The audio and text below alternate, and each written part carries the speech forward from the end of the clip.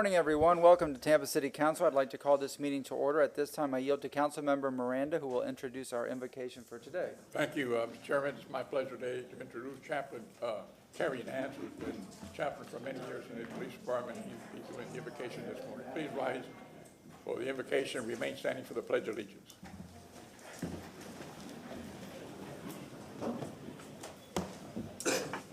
Let's pray. Our Father, as we come to you today, we're also reminded of the season in which we're in of Thanksgiving. And Lord,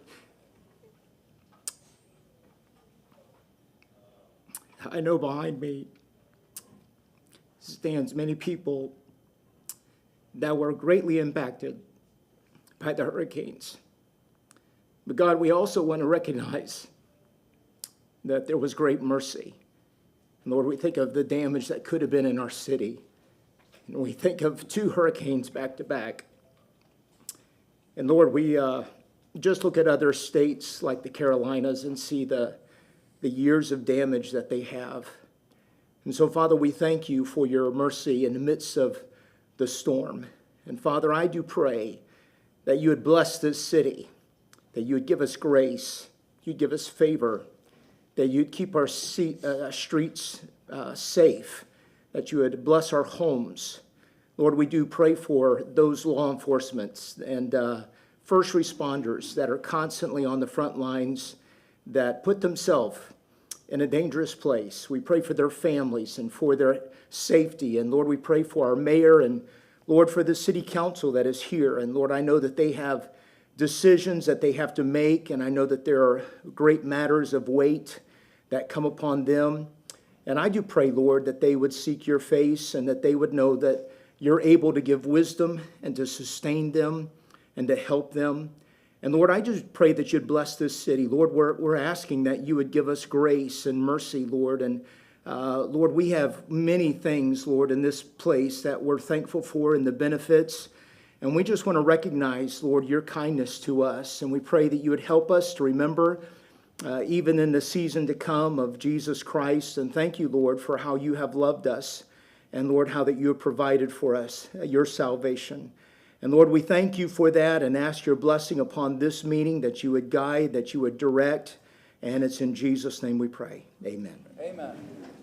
I pledge allegiance to the flag of the United States of America and to the republic for which it stands, one nation, under God, indivisible, with liberty and justice for all.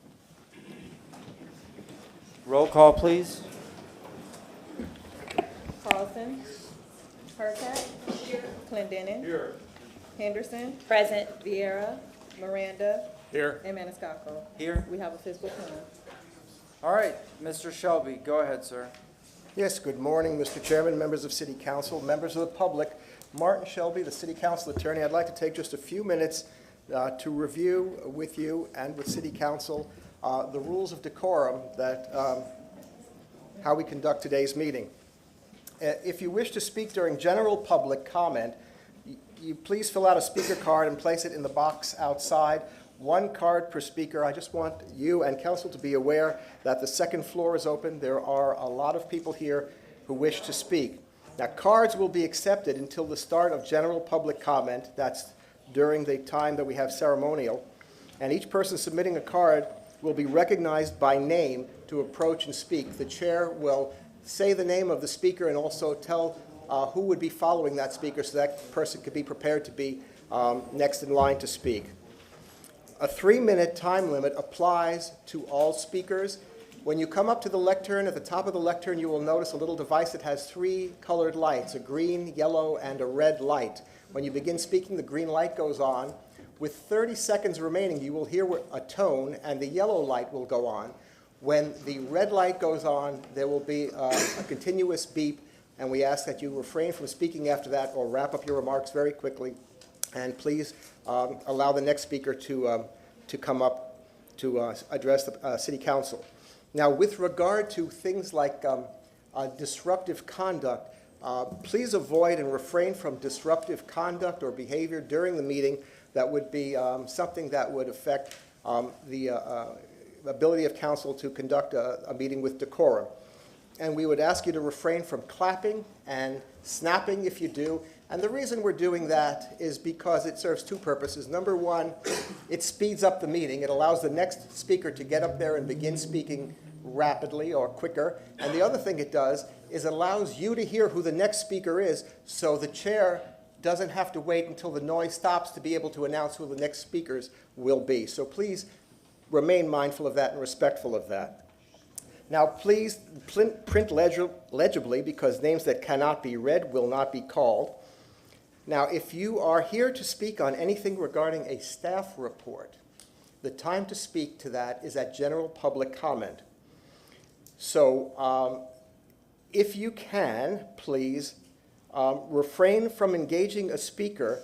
The city council should refrain from engaging a speaker under public comment. And the public should be aware that the city council does not take questions or have a dialogue during general public comment. This is your opportunity to express your position. Now, anybody who speaks without being recognized or attempts to address the council from outside the area or failing to comply with these rules of decorum may be ruled out of order by the chair, and at the discretion of the chair may be removed from the chambers for the remainder of today's meeting. So thank you for your opportunity to be heard. We look forward to it. Thank you. Thank you very much, sir. May I have a motion to adopt the minutes of the regular meeting Second. from November 7, 2024, and the evening session held November 14, 2024? We have a motion from Councilmember Condon, second from Councilmember Miranda. All in favor? Aye. Aye. All right, I'm going to go through the agenda for item number 3. FDOT does not have an update, so there is nothing for number 3. We'll get rid of that. Let's go through staff reports. There is no administration update. Item number 55, do we need staff present for 55?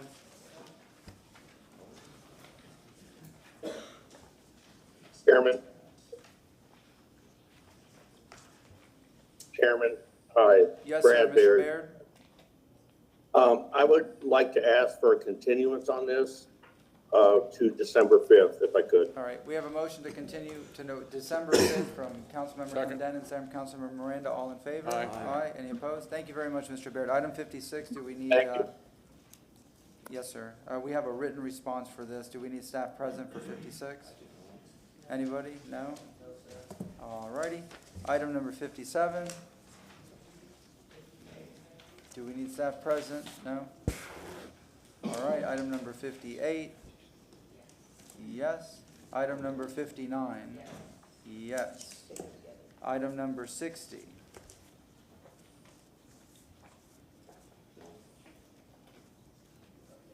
Yes?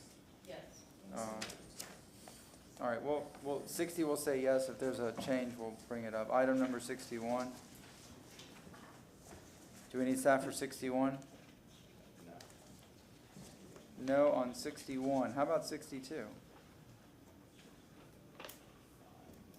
No on 62. Item 63. Yes, please. And if I may, Mr. Chair? Sure. For 63, I'm going to reach out to Ms. Feely and Chief Tripp in between, and to potentially not have that, but at this time, yes, All right, we we can could. wait till after lunch. I think whatever we happens. will, but Okay. Sure. very likely. All But right. I will reach out. So we'll say yes on 63 pending. Yeah, and what I would ask for them is, I mean, just given the fact that it's a chief of fire, that we have a packed agenda, and I wouldn't want her here waiting 2-3 hours, so that we just have after lunch, a reasonable time certain, if at all possible.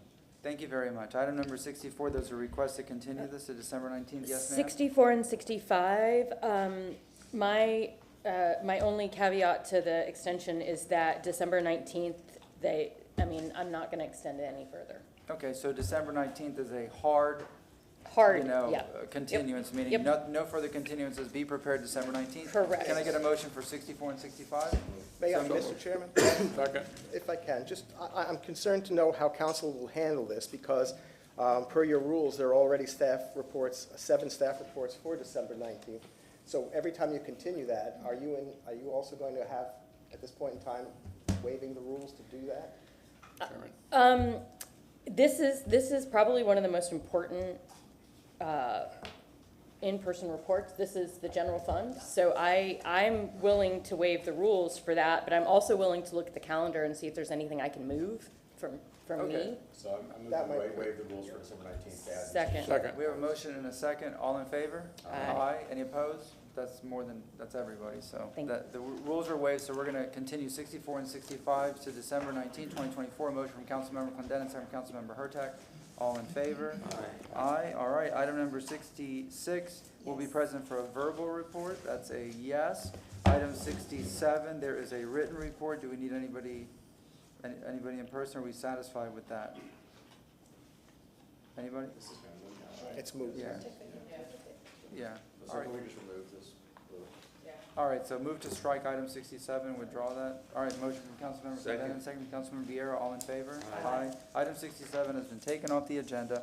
Item 68, there's a request to continue this to February 27, 2025, workshop or the March 6, 2025 regular session. What is your Yeah, this pleasure? was my agenda item. I've been in communication with the city attorneys about it. They understand my intent with this, as we all saw in a recent agenda item. I think that what we want to do is highlight the differences in different types of properties versus properties that don't have actually value, slivers of property versus some substantial assets. I think that's why the discussion should happen. So I move to continue this item to February 27th. All right, we have a motion from Councilmember Condon, second from Councilmember Miranda, all in favor? Aye. Item 69 and 70 are written, they just need to be received and filed. So moved. Motion from Councilmember Condon, second from Councilmember Miranda, all in favor? Aye. Aye, any opposed? Okay. Mr. Chair. Mr. Shelby, yes, sir. Yes, one last thing. Now that you've approved the agenda, those items, especially particularly the big ticket items under staff reports, I suggest that we move them up to at the end of the consent docket to take those items that you could move at the same time, to be able to save time and to have the staff realize that those items have been passed. Okay, the ones that we don't need staff. The one that you don't need staff Okay, for, that's take care of it fine. in the morning. Yeah, Thank you. Fair enough. Can I get a motion to approve the agenda and the addendum? We have a motion from Councilmember Vieira, second from Councilmember Henderson, all in favor? Aye. Aye, any opposed? Item number 1 is Councilmember Vieira's motion. Go ahead, sir.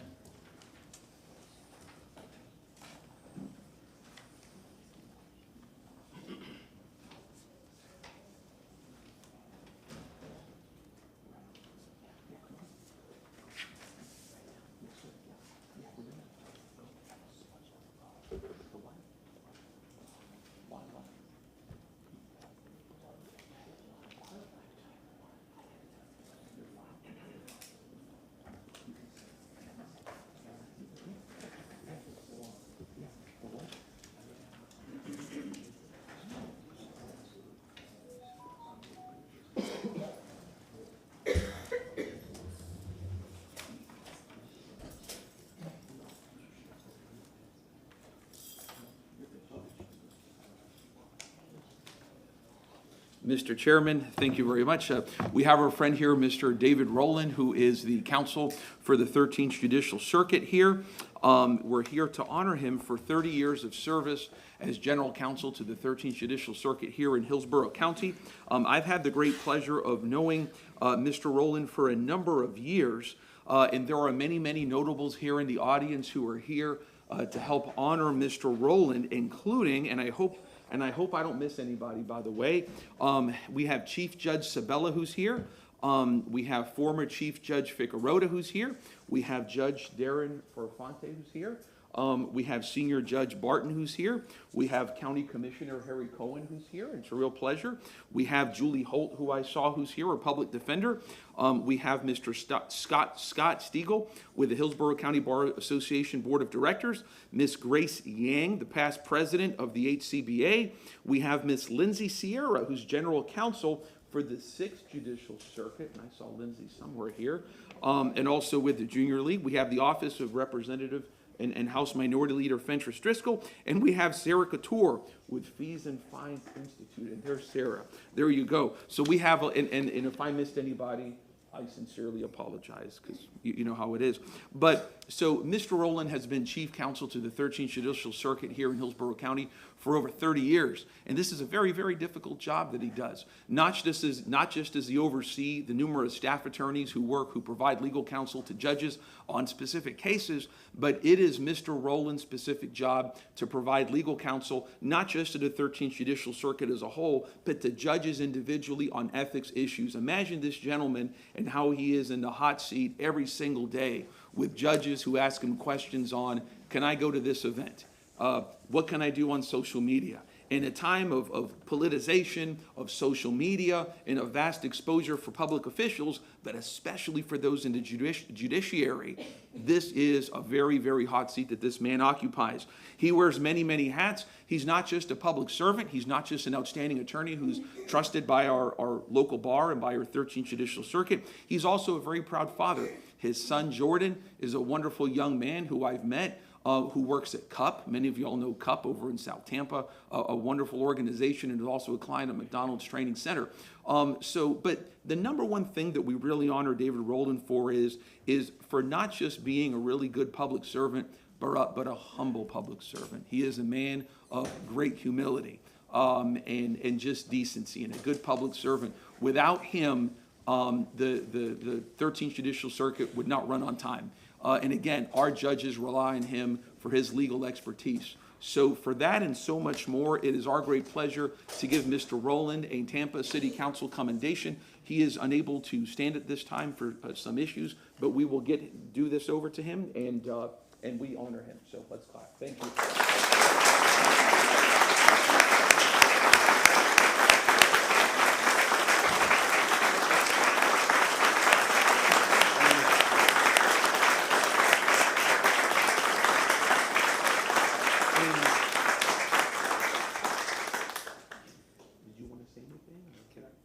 By all means, yes, sir, please.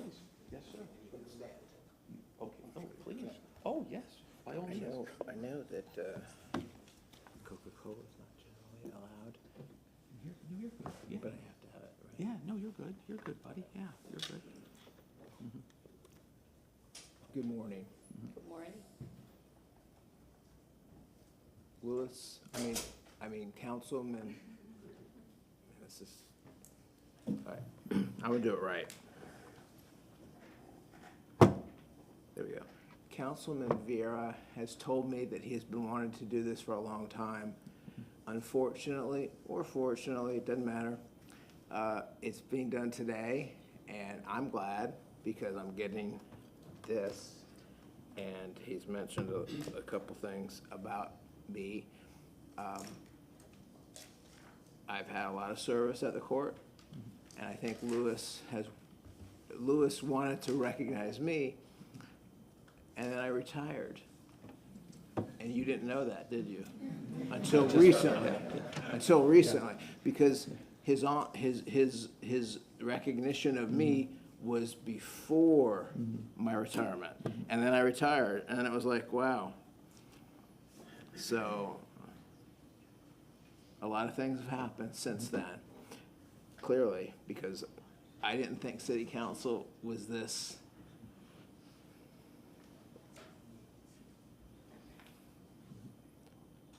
had this many people.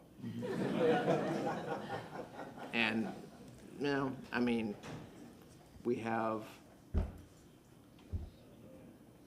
all councilmen and councilwomen here, and I guess it happens a lot. Judges work every single day, and I'm gonna be honored by the council, and I'm gonna be honored today by the council. And I just wanna say I appreciate that. Councilman Vieira's wanted to do this, and it's great. And I gotta say, before I'm recognized, or is that right now? Nope, we just did it. Yes, sir. We did it, okay, Yes, sir. okay. Well, I gotta say, I've done 34 years plus, and I'm getting this excellent honor. But I also have a son. And my son Jordan works at CUP, and Louis just mentioned that. And he works at 2 CUP locations. But we live very close to CUP number 2.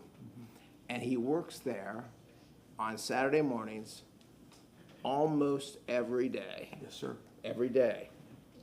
Hey, we just wanted on behalf of all the judges to come down and thank you and congratulate you because we couldn't live at the courthouse without you. So we want to thank you very, very much. All right.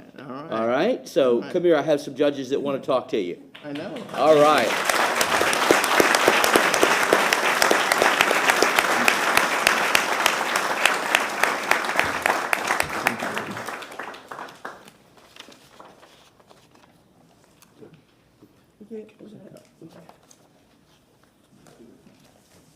Thank you very much.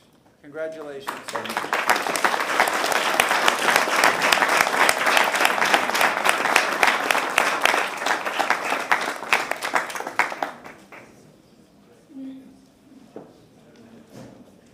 We'll just take a moment as the room clears out.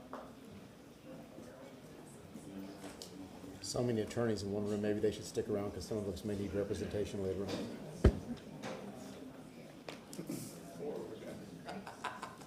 Possibly both.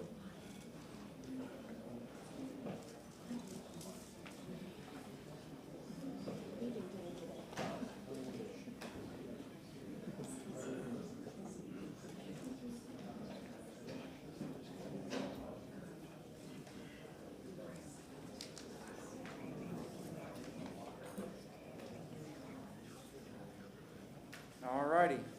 Item number 2, Hillsborough County was requested to provide a 10-minute presentation regarding a review initiated by the Board of County Commissioners on the study of the integrated stormwater system countywide to examine what worked, what didn't, and what improvements may need to be made to mitigate flooding as much as possible throughout the city. We have representatives from the county and former Tampa City Councilmember, County Commissioner, actually my favorite, Harry Cohen. I'll just say you're my favorite. You are. Go ahead, sir. Good morning. Good morning. Thank you for this opportunity to address council. Council members, my name is Greg Horwedel. I'm Deputy County Administrator for Hillsborough County. Joined today by Assistant County Administrator Kim Byer for Public Works, Director of Engineering and Operations Josh Bellotti, and of course, one of your former colleagues and also one of my favorites, County Commissioner Harry Cohen. So today I want to talk a little bit about what the county is doing in response to some of the stormwater flooding that we've all experienced as part of the twin hurricanes that we saw in late September and early October. First, I think a little bit of context is important. So when we had Hurricane Milton, which was on the heels of an extensive rainy season, as well as the Hurricane Helene that came through and damaged a lot of our coastline, took out about 10% of the county. Milton came along and took out the other 90% of the county, so really is completely involving the entirety of Hillsborough County. Context is important here because in that 24-hour period, what we saw for rainfall was approximately, as estimated by our staff, about 1.55 billion gallons of water. Put that into context, because when you hear 10 to 15 inches of rain, it's kind of hard to conceptualize that. But what that means is, if you saw the Olympics this past summer, you saw the Olympic-sized pools, which are several order of magnitude bigger than a residential pool. That's equivalent to 250,000 Olympic-sized pools filled to the brim, and if you put those all together, it would cover the entire city of Orlando. So that's what we were dealing with. On top of that, many of our stormwater systems, I believe Tampa is the same standard as we have, are all built to handle 25-year storms. We did not have a 25-year storm. We had somewhere between a 250-year storm and a 500-year storm. So we had extensive flooding. The communities that saw evacuation notices for Helene were because the evacuation zones are predicated upon the storm surge, and we did see quite a bit of storm surge. I know the city was impacted, as was a number of communities in the county. Apollo Beach, Dana Shores, all of those areas got really hit hard. The freshwater flooding that we saw with Hurricane Milton was a different animal. When I talked about the amount of flooding that we saw, it was directly a result of the fact that we are built to a certain standard, and that we had a lot more water than we could ever imagine those systems being able to handle. It's similar to if you put a 1-cup measuring cup on your countertop and then attempt to pour a gallon of water in that cup without spilling anything, it's not going to work. So we've got a lot of complaints, concerns, issues from a lot of residents who never experienced flooding because frankly, they've never seen that level of storm here in Hillsborough County or the city of Tampa. Our county commission has asked us to engage in a thorough investigation of what happened, why did we have the level of flooding that we did, and I think some of that, of course, has to be weather related and has to be the development standards that we have in place for our various developments that come into the county, into the city. So when we look at what needs to be done, we recognize that we need to have our partners, the City of Tampa, Plant City, Temple Terrace, Swift Mud, EPC, and many others, engage in a holistic effort to look at all of our stormwater structures, look at the flooding that occurred, then ultimately make recommendations not just to this body, but also to the county commission. So we have a firm that we have contracted with, Black & Veatch. They're an international global firm that does quite a bit of stormwater work. Our mandate to them is go look at everything that occurred. Have public meetings and town halls throughout the entirety of Hillsborough County, including our partners. Make sure that you're able to document what happened and then report back to us and to our partners exactly what you found. There are no fetters on the consulting firm. They've not been told, hide this if you find it, or don't talk about this. They have a mandate to go in, find out exactly what happened, why it happened, and then make reports. We will have, following that 6-month exercise, because we anticipated it'll take that long to go through this preliminary phase, there'll be a follow-on effort that our Public Works team will follow up with, not just you, but again, all of our partners, to come up with specific capital projects as necessary to help alleviate this potential in the future. Just by way of example, we had about 8 years ago, I believe that's correct, we looked at putting in some piping to an area near Duck Pond. The cost at that time was between $400 and $500 million. I suspect it's almost double that, if not more. One of the policy questions we're going to be asking our board to wrestle with, and I'm sure you're going to wrestle with, does it make sense to invest that money for a piping system that may or may not provide substantial relief if we get another storm that's 250 to 500 years? Or do we start buying up property and turning those areas back into more of a floodplain? These are significant policy questions that we're going to have to wrestle with. They're going to affect people's lives. They're going to affect where they live and the investments that we're asking all of our citizens to make.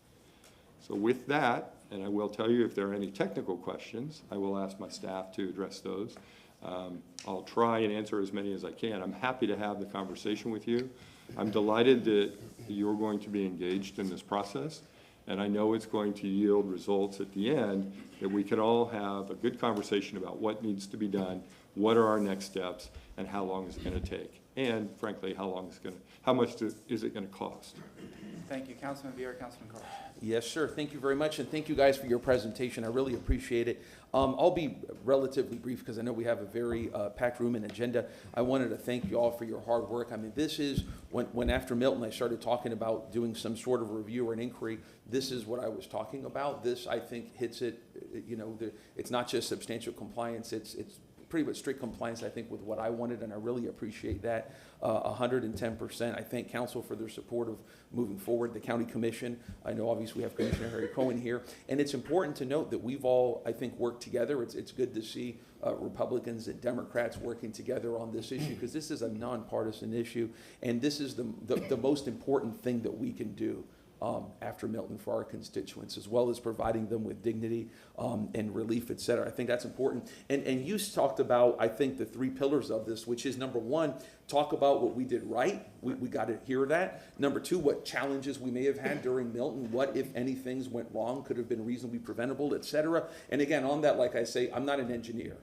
I defer to the experts, including the independent entity you're talking about. But third, one of the things that I think is most important that my constituents like the most, which is that master plan idea, which is you're going to be looking at all of our needs, the city of Tampa, Plant City, Temple Terrace, throughout the county, and seeing what is necessary. That's really important, because we need that expert opinion in light of this storm, in light of the tragedy that's happened in North Tampa, in South Tampa, in Town and Country, in East County, University area, et cetera. We need to have that professional specificity so that we can have that engaged, informed conversation with our constituents on what we need and what they're willing to pay for. That's what today's about. This is a small part of the larger conversation I think that we're going to have. You know, making this a county-wide approach is, for me, the only way.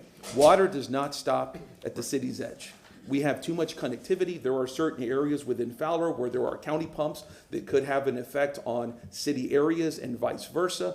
We have the university area. We have parts of Forest Hills, which are apportioned out between the county and the city. It's very, very important. And again, there's so many different areas. I went out with Commissioner Cohen to see our good friends, our hermanos y hermanas, out there at Town and Country. I'm going to be going out with Commissioner Miller to talk to our friends out in East County area. So at the end of council, I'll be making some motions to better formalize this with our city, and I think that's important. And lastly, we also got to talk about expectations, which you talked about, which is number 1, you know, when we talk about that independent review, it's not about pointing fingers at anybody. It's about saying that there's a lot of people who were in Zone X who were devastated. And that's what transparency is all about. You know, we have here a lot of our wonderful folks here from county staff. We have here Mr. B-Day, who is a remarkable public servant. It's not about pointing the fingers, it's about saying that, look, a tragedy happened and we need to have transparency to see on what, if anything, happened. We also need to have expectations with regards to what the future needs are going to be, how much they're going to cost, and that dialogue that we got to have with our constituents. So again, in closing, this is the most important thing that we can do. Because number 1, it provides transparency, open government after devastation. But number 2, it talks about what information that we need for a roadmap to prevent this from happening so that we can have that engaged discussion with our constituents. And I, again, wanted to thank Commissioner Cohen, because we've worked a lot on this issue together, and he's always a gentleman and a pleasure to work with. So again, I'll be making some motions at the end on this, Mr. Chairman, and thank you, council, and thank you, folks. Thank you. Thank you, Councilman Carlson, Councilman Miranda. Yeah, but thank you to Harry for your help as well. He preceded me in South Tampa, and he's been a great resource over the years in coordinating with the county, so appreciate him and the other commissioners. Just after the storms, City Council asked the city staff to come back and give an update on the stormwater plan, the citywide stormwater plan, and that's coming back at the beginning of the year. So I hope that the city staff can work closely with you all to look at the information as it goes along, and if for some reason we need to move it by a month or something, we can do that. So I think it's important to have an integrated stormwater plan that's works with the county, but also looks at the city holistically instead of a piece at a time. One of the things that we've seen in what I would call the non-surge flooding, that there were areas, Davis Island, the western part of the South Tampa Peninsula got inundated with storm surge, but the areas that just flooded, many of them had never flooded before. It appears that a large part of that was not just the amount of rainfall, but also lack of maintenance.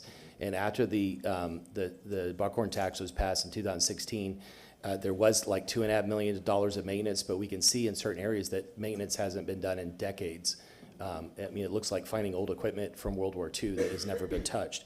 And so I wonder, I have 2 questions. One is, will the Black and Veatch be looking at the maintenance records of the city? Because some of that maintenance is being done now. And so if you went to those places today, you'd see that some of them are somewhat cleared out. One of them, a culvert that's supposed to be a conduit for water, is completely inundated with water. And so it appears that it's cracked and leaking. It's being inundated by groundwater.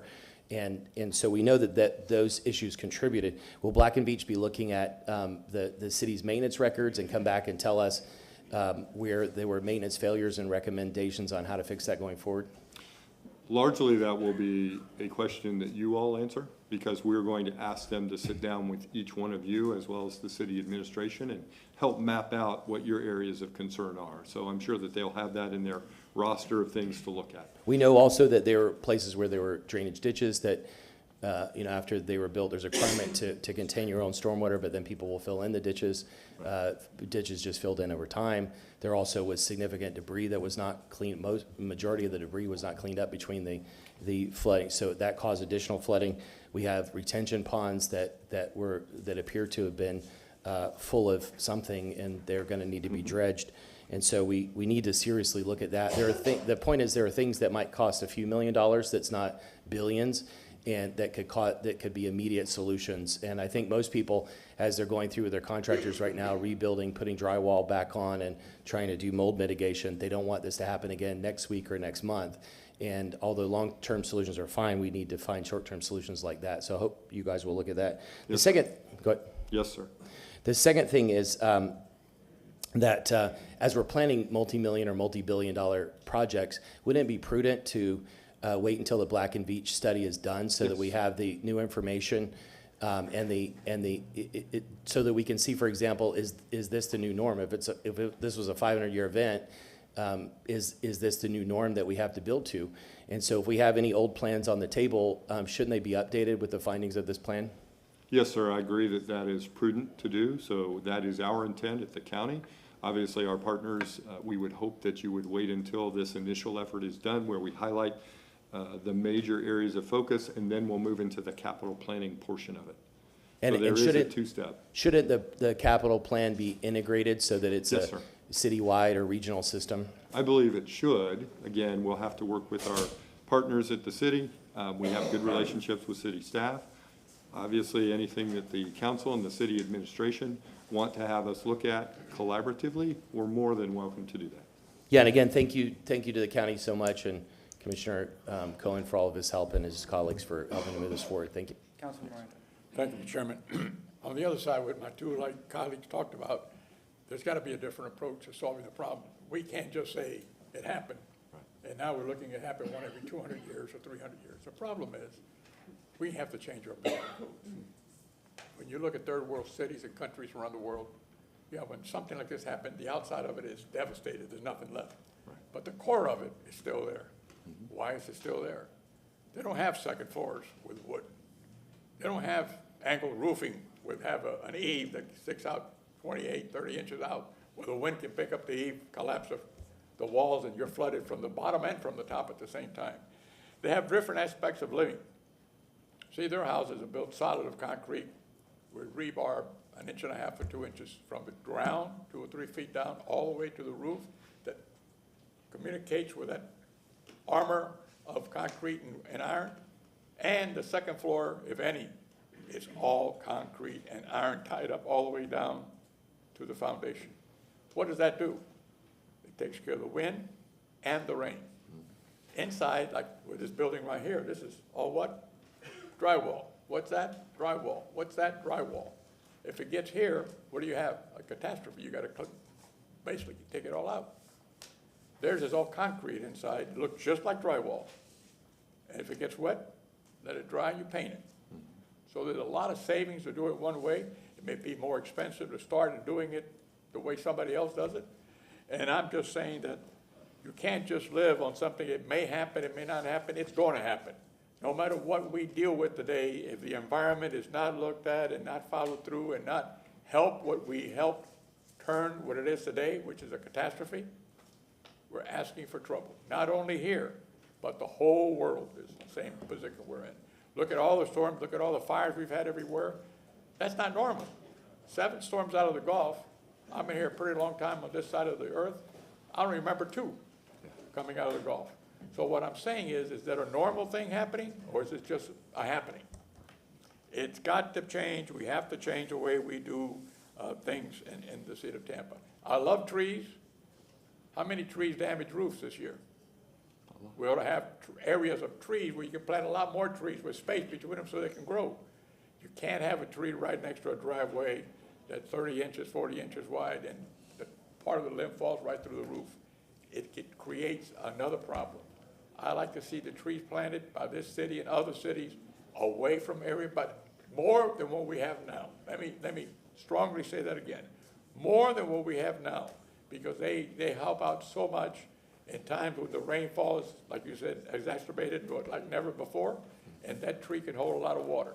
So all those things have to look, you don't have a one-term solution in this deal. You gotta have a multi-phase solution to solve this problem to the highest degree. And to my knowledge, we're not doing that because we haven't talked, not one iota, about changing the building codes, how we allow them to be built, and not only in this city, in this country, and in this whole state. We're the largest state, I think, one of them, other than California, that has all around the state of Florida. What do you have on the outskirts?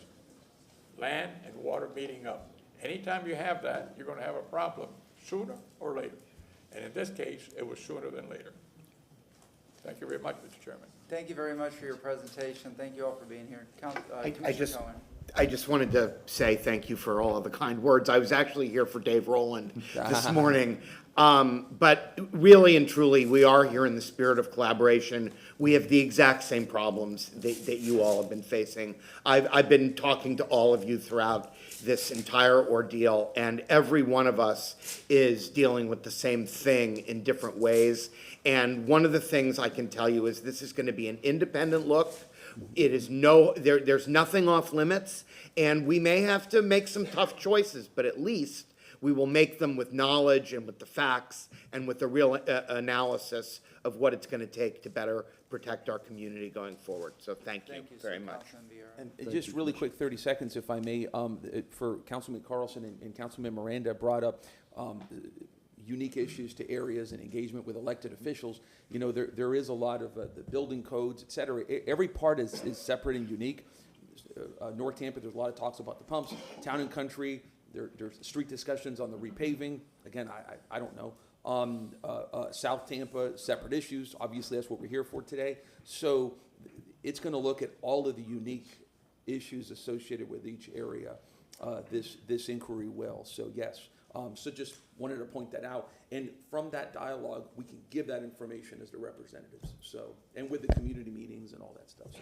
Yes, sir. Thank you. And I should note the county is going to be looking at our development standards as part of this review. I can't speak for the city. That's, again, up to you. This can be largely guided by what you and the administration want to look at.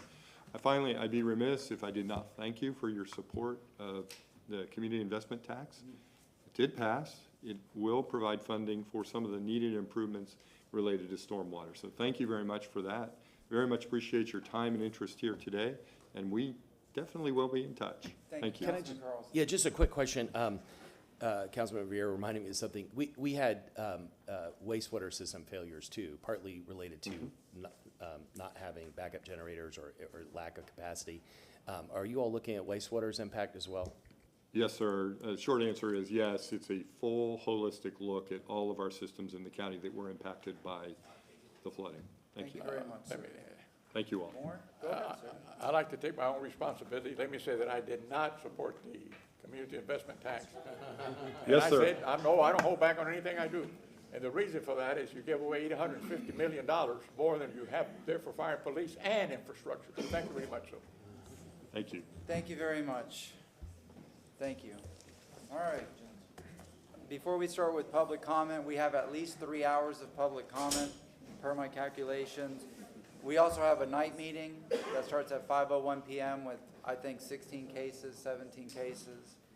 So just to let everybody know, Mr. Shelby, did you want us to wrap up by 3:45? Is that the goal? My suggestion, council, knowing that you have a full evening agenda, more than a full evening agenda tonight, my suggestion to council would be to be mindful of the clock, particularly after lunch or how long you take for lunch.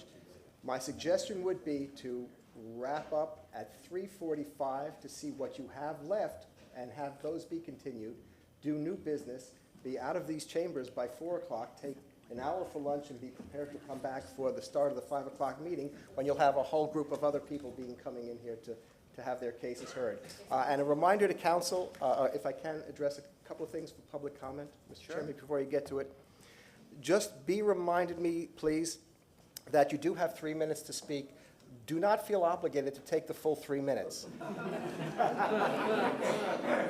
If you see that you're done before and the light is still whatever color it is, as long as it's not red, please pass it along to the next person so we can move this along. If everybody says what they say succinctly, does not necessarily use that time, we can ultimately get to this item sometime today that much quicker.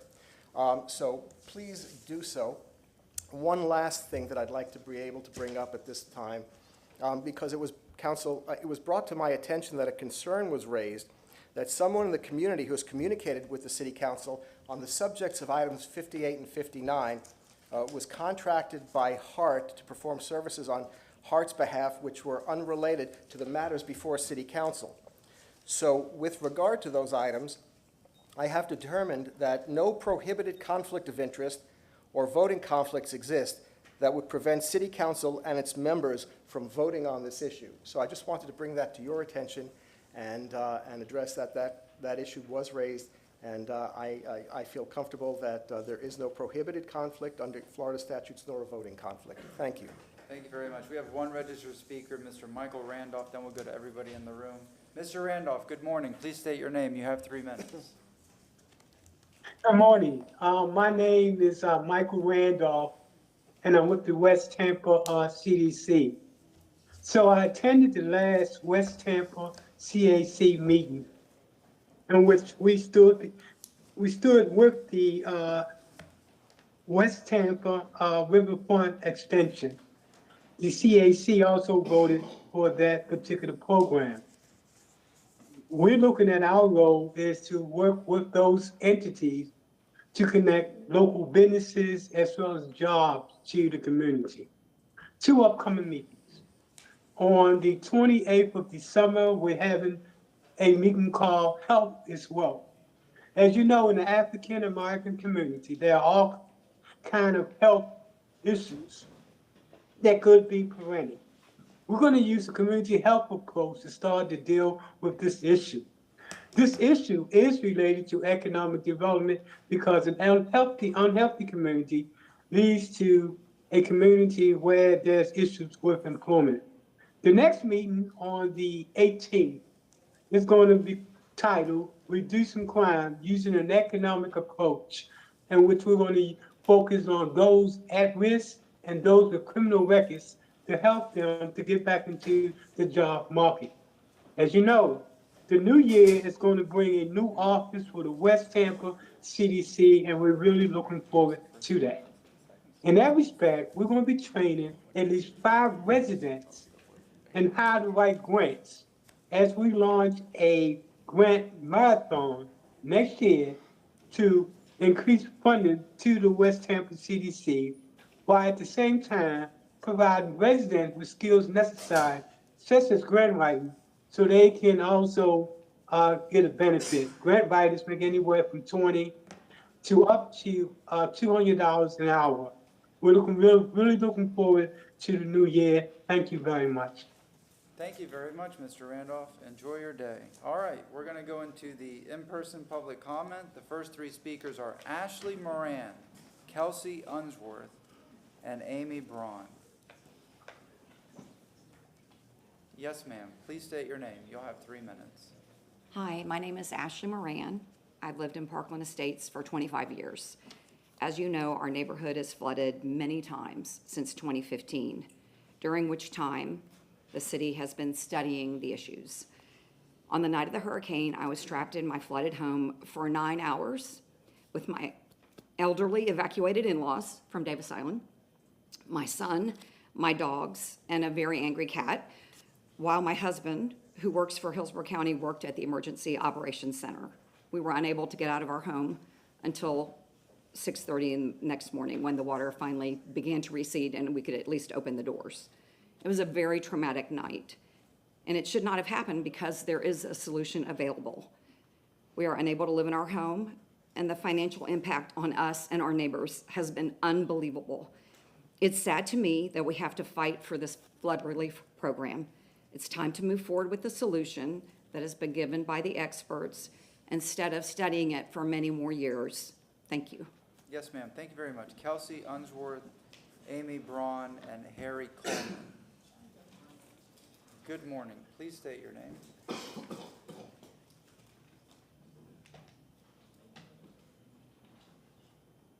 Hi, my name is Kelsey Unsworth. My home in Parkland Estates is on the route proposed for this project, and I support this project.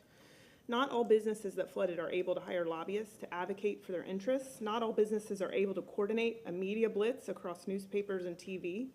The gym that we go to on Swan is a family-run business, and they flooded in Milton and almost had to shut down permanently. We need to stop the flooding to save these businesses. It's been long enough. This needs to start today. The owners of Driven cannot be here today because they have to go to work to keep their doors open, but they made a video that I'd like to play for you today. Over the last 20 days, we have spent time remediating and remodeling our facility due to floodwaters from Hurricane Milton. The hurricane waters came into our facility about 14 inches, and this is due to the antiquated flood system here in South Tampa. Not only is it affecting us as a business, but the entire community. A lot of our clients, they walk right across the street to come see us every day, and it's not only hurt us, but it's hurt their homes as well. We are in support of the Floodwater Initiative here in South Tampa by whatever means necessary. This initiative should be fast-tracked to completion. Over the next years, this is only going to be something that happens more often. If we do not upgrade the floodwater system, then small businesses will leave this community, further impacting the great community that we have built here. Thank you. Thank you very much. Amy Braun, Harry Coleman, and Sean Rutan. Good morning. Please state your name. Hi, good morning. This is Amy Brown. I live in Parkland Estates but did not flood. I spoke at the last meeting about how it's not just folks that flooded that are supporting the design build. I'm back today to continue my support and really take a step back and do this from the approach of really thinking about the future generations. This project is also a lot less costly than what Harry from the County Commissioner's Office has mentioned, so would really like to make sure that we consider this and try to move forward with it. I know there's going to be a lot of short-term pain, especially for the businesses on Howard. The proximity to these businesses is one of the reasons why we moved here. We frequent the Epicurean for brunch, Burns for dinner, and also a tip is that if you go out for dinner somewhere else, you can always do a reservation at the dessert room just for dessert to finish your night, and we often do that. And we go to the Green Lemon, Daily Eats, you name it, we go there often. But when we talk about businesses, we cannot ignore the aggregate businesses. That includes the dozens that have lost everything on Swan that will not have certainty that this won't happen again over and over. I'm not supporting this bill just to save a few houses in Parkland Estates. I'm doing this to preserve the integrity of the overall neighborhood and at large as a whole for decades to come. Thank you. Thank you very much. Harry Coleman, Sean Routon, Will Coleman.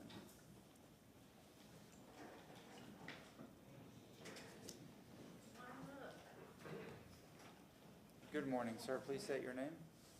It's Harry Coleman. I don't know if someone can zoom this or something. Yeah, there's a little wheel that, if you go the other way, There you go, sir. There we go. Okay. Harry Coleman, Parkland Estates. I support the South Howard Flood Relief Project as conceived, and I implore you to vote to approve it today. Thank you for allowing me to speak today. I've spoke to a lot of neighbors, including business owners, over the last few weeks as my family tries to rebuild our life and our home. And my story is not uncommon. Over 100 homes flooded and half as many businesses flooded, and not just during Milton, but all summer long. And we came together. Those flooded neighbors helped other flooded neighbors. We found resources. We reached out to you, and thank you guys so, so much. Because that's the way it should be. When America falls down, Americans help each other back up.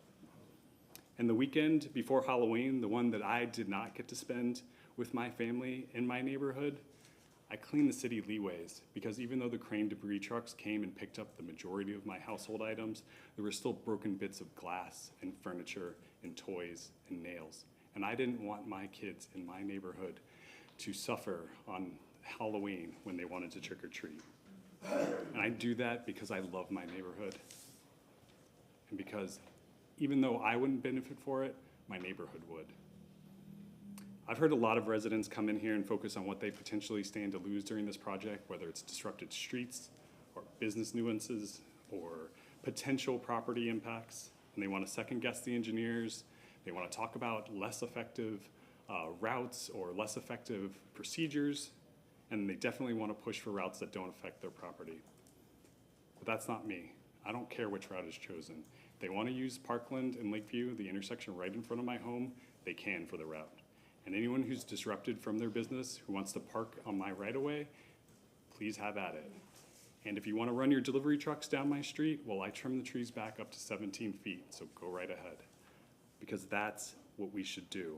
Any temporary inconvenience, if it means protecting our houses and our businesses for a lifetime, is worth it. And this will actually drive up the property values. South Tampa is an economic engine, and they both rely on each other, the businesses and the communities. People come down to South Howard restaurants, they have a great time, and then they want to live in that neighborhood. And that's what we did.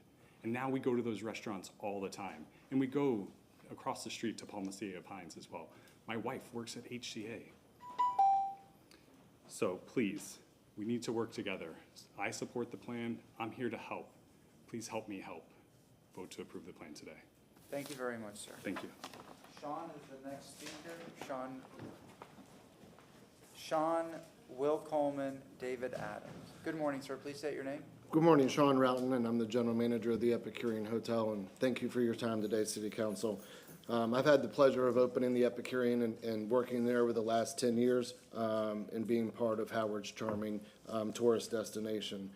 I'm asking today with dire urgency to please put a pause on this plan for 90 days to find a further solution that will allow mitigation for Parkland Estates, as well as look at an alternative solution that does not turn in our Howard Avenue and our businesses into a war zone, okay?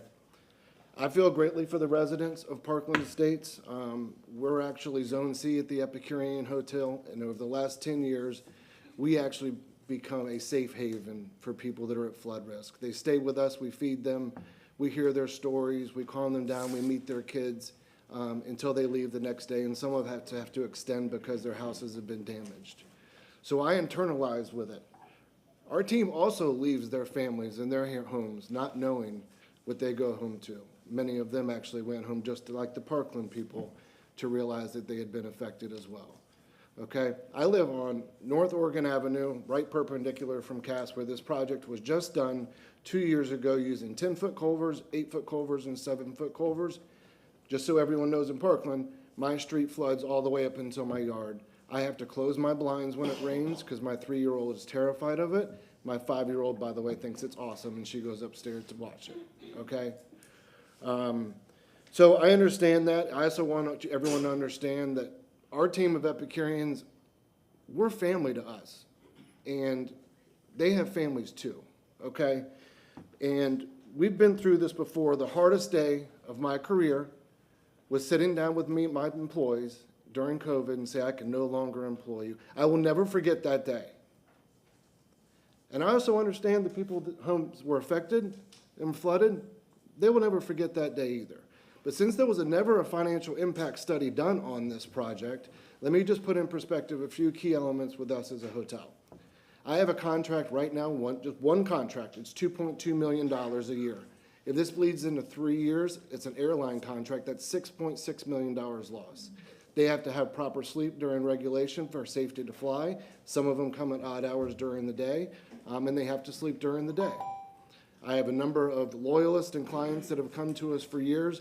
They are no longer going to be able to come, and many of those are professional NHL teams. I'm not here to make this about specific groups or whatever it may be. We have to sign a contract with all of our clients saying that we are state of free of disruption as well as construction. Lastly is the loyalists. We appreciate the loyalists that come in the Parkland Estates, but as the solution is, and I'm going to ask everyone in this room to have a parking lot where my family parks and they drive in a golf cart down a dirt road to get to a place, are they going to do it? No. Thank you very much, sir. Next, we have Will Coleman, David Adams, and C.J. Corneal. Good morning, sir. Please state your name. Hello, my name is Will Coleman. I'm 11 years old, a resident of Parkland Estates, and a student of Wilson Middle School. I support the South Howard Flood Relief Project and hope you approve it today. My home was destroyed by the flooding, and my life has been disrupted. I did not trick-or-treat in my own neighborhood because of the flooding. My sister and I will not get to spend Thanksgiving in our own house next week. I will not get to wake up on Christmas morning and open presents in my own home. And I will not get to spend New Year's Day there either. Everything has been taken from my family, even though we did nothing wrong. My home is flooded, and there is nothing you can do about that. We do not get to celebrate the holidays there, and I wanted you to know that. The one thing you can do now is give us hope. Vote to approve the plan today so we can rebuild with hope. Thank you. Thank you very much, sir.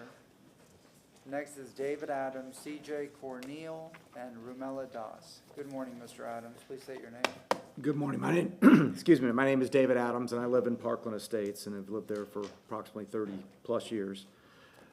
Everybody knows this, but flooding in this neighborhood is a serious problem. According to the program last Monday night, 150 to 250 homes and businesses were flooded during Hurricane Milton.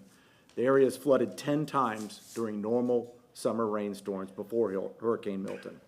I'd like to show you some pictures of the non-hurricane flooding. This is my house on September 3rd. As you can see, it's completely surrounded by water. It's sandbagged up at the garage door. We should not have to sandbag our houses during normal rainstorm events. This is how I get to my house on these days. You can see the water comes up to my waist. This is how cars navigate through this water, many of which are ruined. I've personally pushed at least 10 cars out of the intersections and witnessed at least 100 vehicles over the last few months. And lastly, this is what happens to parked cars and cars that can't make it through the water. That's an Audi, probably $50,000, $60,000. We should be safe in our homes. When a gunshot's fired on South Howard, the police are there in 2 minutes. When your house catches on fire, fire department shows up in 5 minutes. When we have structural flooding, it takes 9 years to come up with a solution. Today, you're being asked to design a project. Let me say it again. Design a project. You're not authorizing construction. The city has budgeted $300,000 for public engagement. Every voice will be heard, many today. The final route we presented at construction. So voting no on a design is completely unacceptable. Now, you'll hear opposition to the project this morning. They'll tell you that the sky is falling. Businesses will fail. Employees will be fired. They'll lose their jobs. But none of those things are true because you are only authorizing design of a project. Designing of a project won't hurt anyone. This flooding is a very, very, very serious problem. You need to move 50 million gallons of water from this 200-acre basin. You can't imagine the emotional and financial turmoil that we felt from our houses being flooded. I had 33 inches of water, 12 inside. So I'm asking you, please, please, please vote yes for the design of this process. Thank you. Thank you very much, sir. C.J. Corneal. Good morning, ma'am. Please state your name, Good followed by morning. Rumela Thank you for Das having me. and Frank Russo. I'm Joni Corneal. Thank you for having me. First of all, I agree that this needs to be fixed. However, this proposal of widening the streets, putting in underground TICO lines, et cetera, that has been designed is not going to work and not alleviate all the problems. One of the options is the lead engineer responded Monday night that there are medians on Howard Avenue that could be taken out to allow all this work. And anyone who has driven or walked down Howard Avenue knows that the only place that there is somewhat of a median is front of the Epicurean Hotel. And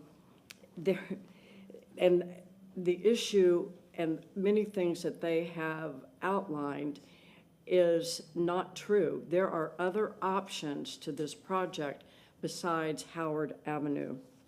I own a business on Howard and have for 38 years. This will knock me out of business. We have so many deliveries every day, and I put one of them right here. This is a semi-trailer, which you've all seen. And any of these types of options, like going down side streets, can you imagine how these trucks are going to obliterate the brick streets in our neighborhood? Also, they say if they bring product in on the side streets, they will bring out golf carts to pick up the product to transport to the restaurants. This is ridiculous.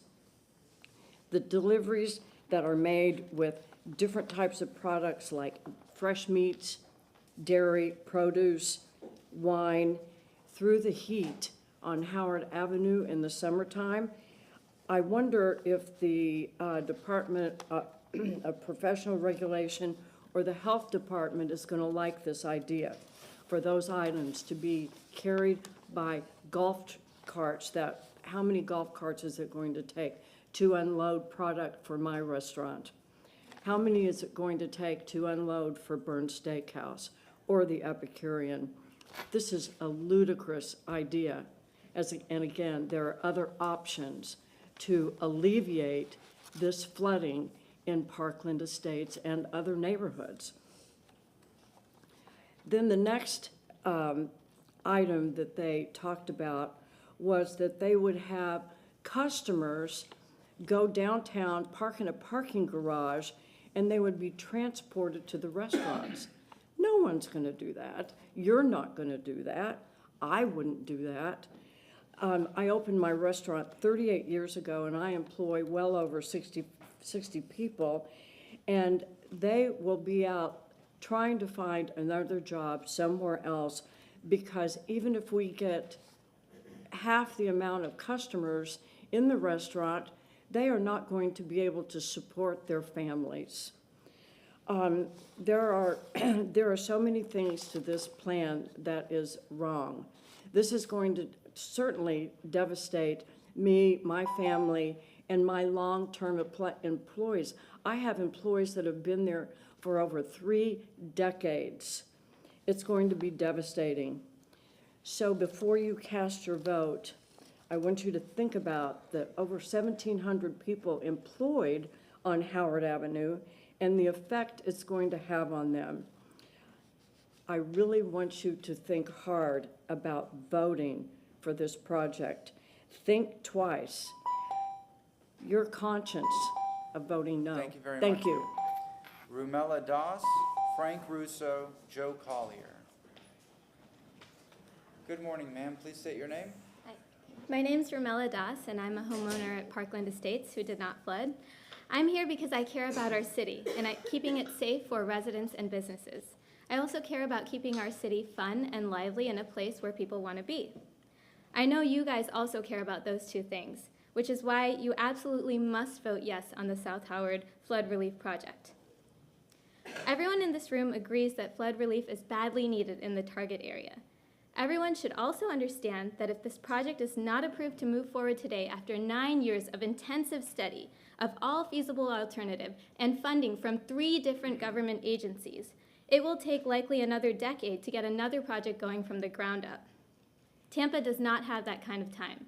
The hundreds of residents and businesses that have flooded do not have that kind of time. You've already heard about how our neighborhood floods in an afternoon thunderstorm, which means no access to emergency services, and combined with the overhead power lines that have fallen twice in the last year, presents an enormous risk to all the families and kids that live in the neighborhood. And this situation is created by the city's inaction thus far. You have the opportunity to rectify that today by voting yes. So we've talked about safety, which I think we can all agree on.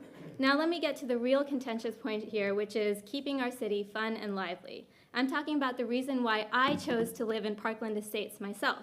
I came here after living in Boston, New York, Miami, and Hong Kong. I wouldn't have been happy if I didn't choose a place like Parkland Estates, which is so close to South Howard, which was literally the #1 selling point for choosing that area. Those businesses are what make Parkland Estates so desirable, and they must not be harmed by this project. But the key point is that they won't be harmed. We've heard from John Zamina of Kimmons that the vibrations will be monitored constantly, so Burns' precious wine collection will be safe. We've heard from Vic Pide, Tampa's Director of Mobility, that the sidewalks will be kept open to absolutely maintain ingress and egress for these businesses. We, however, do not have egress and ingress when there's an afternoon thunderstorm. And now you're hearing from me, and other members of the community will be telling you that we are going to do our best to send as much business as we possibly can to these small businesses on South Howard during the time that the construction is happening, just to show that we care and we support them. Have you guys heard of Most, the Moms of South Tampa? They've had the power in the past to make or break businesses. We will wield the power of Most and other social media, street signage, everything we can to support our valuable business neighbors at South Howard, and we do not want them to suffer. At the end of the day, this is a well-studied and fully funded project that is the only solution that will get us flood relief without having to wait another decade, and it will serve us well for multiple generations. We will make sure the impacts are minimal, so honorable council members, please, believe in the engineers, believe in the community, and vote yes to keep your constituents safe. Thank you. Very much. Frank Russo, Joe Collier, Trillian Baldessari. Good morning, sir. Please state your name. Good morning. My name is Frank Russo. I'm an employee of Burns Steakhouse. I'm speaking on behalf of our 300-plus employees that we have and asking you to please consider this. The devastation that it would create for our employees and their families, the trickle-down effect of it alone would be years of destruction to our businesses. The employees rely on us. We love and respect our employees that are a part of us. They become a part of our family. We're not blind to the fact that there is a need for this water to find a new path. We're perfectly aware of that. We're not blind to it. But we do know that there are other options. Please consider those other options. We love and respect Tampa.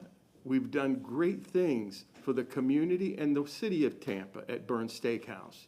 For 70 years, we've been a key part of every development and everything that's done within the city. We're just asking for consideration to please look at this venture. Look at the other avenues that can take place that you can use, and let us know. We love our people. We love our community. We love what we do. We want to know that we are loved by you, the city council, as well, and think of us.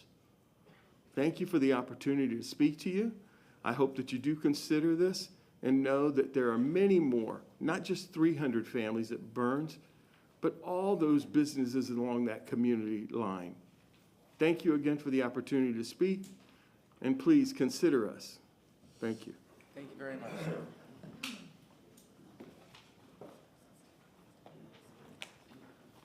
Oh, okay. Joe Collier, Trillian Baldessari, and David Deloach.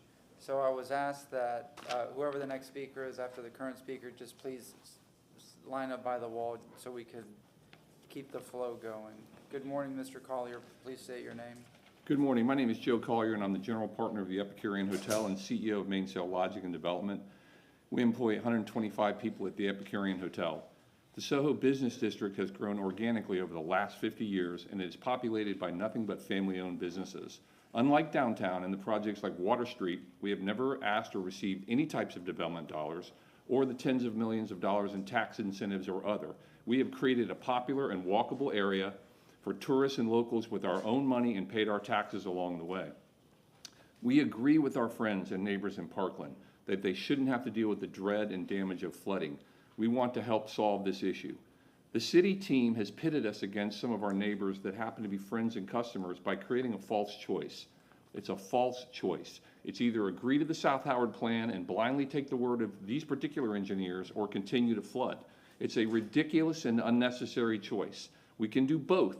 Solve the flooding and not destroy people's businesses and livelihoods. A large portion of the Parkland residents don't want this plan. Ask them. They don't want this plan, in part because it doesn't improve anything for them for over 3 years. It doesn't even touch them for 3 years. We can do better.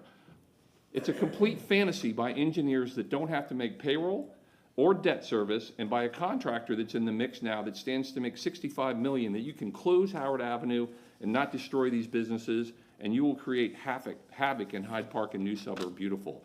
Once you start the project, Howard Avenue is no longer a thoroughfare, and 10,000 cars a day will start diverting. Speaking on behalf of the hotel, what mother of the bride is going to plan their wedding when their guests have to talk about satellite lots? They can't get to the front door in their dresses and tuxedos, and they have to be transported in golf carts to these restaurants through the dirt and mud? Be real. Are you going to dress up and do that? You're not. No, you're going to change your behaviors and avoid South Howard for 3 years and longer. They're talking about sections, but once you stop the traffic and you divert this artery, Howard Avenue becomes Route 66, like out west. These restaurants will become obsolete. People change their behavior, and they're going. The plan being proposed is not thoughtful or clever or cutting edge. A huge box culvert down the middle of Howard Avenue could be designed by any knuckle dragger. I'm so disappointed in this. The Romans came up with better advanced thinking than this. It's a box culvert down the middle of the busiest street in South Tampa. There are other routes, and it's very telling at the community engagement meeting Monday night. They kept talking about the cost, but when asked about a financial impact study, none had been done, and they said they don't have to. Is that collaboration? No, we don't need to do a financial impact study. We're going to put you guys out of business. That's just the way we decided to re-engineer this thing and do it when there's so many other choices. We can do this together.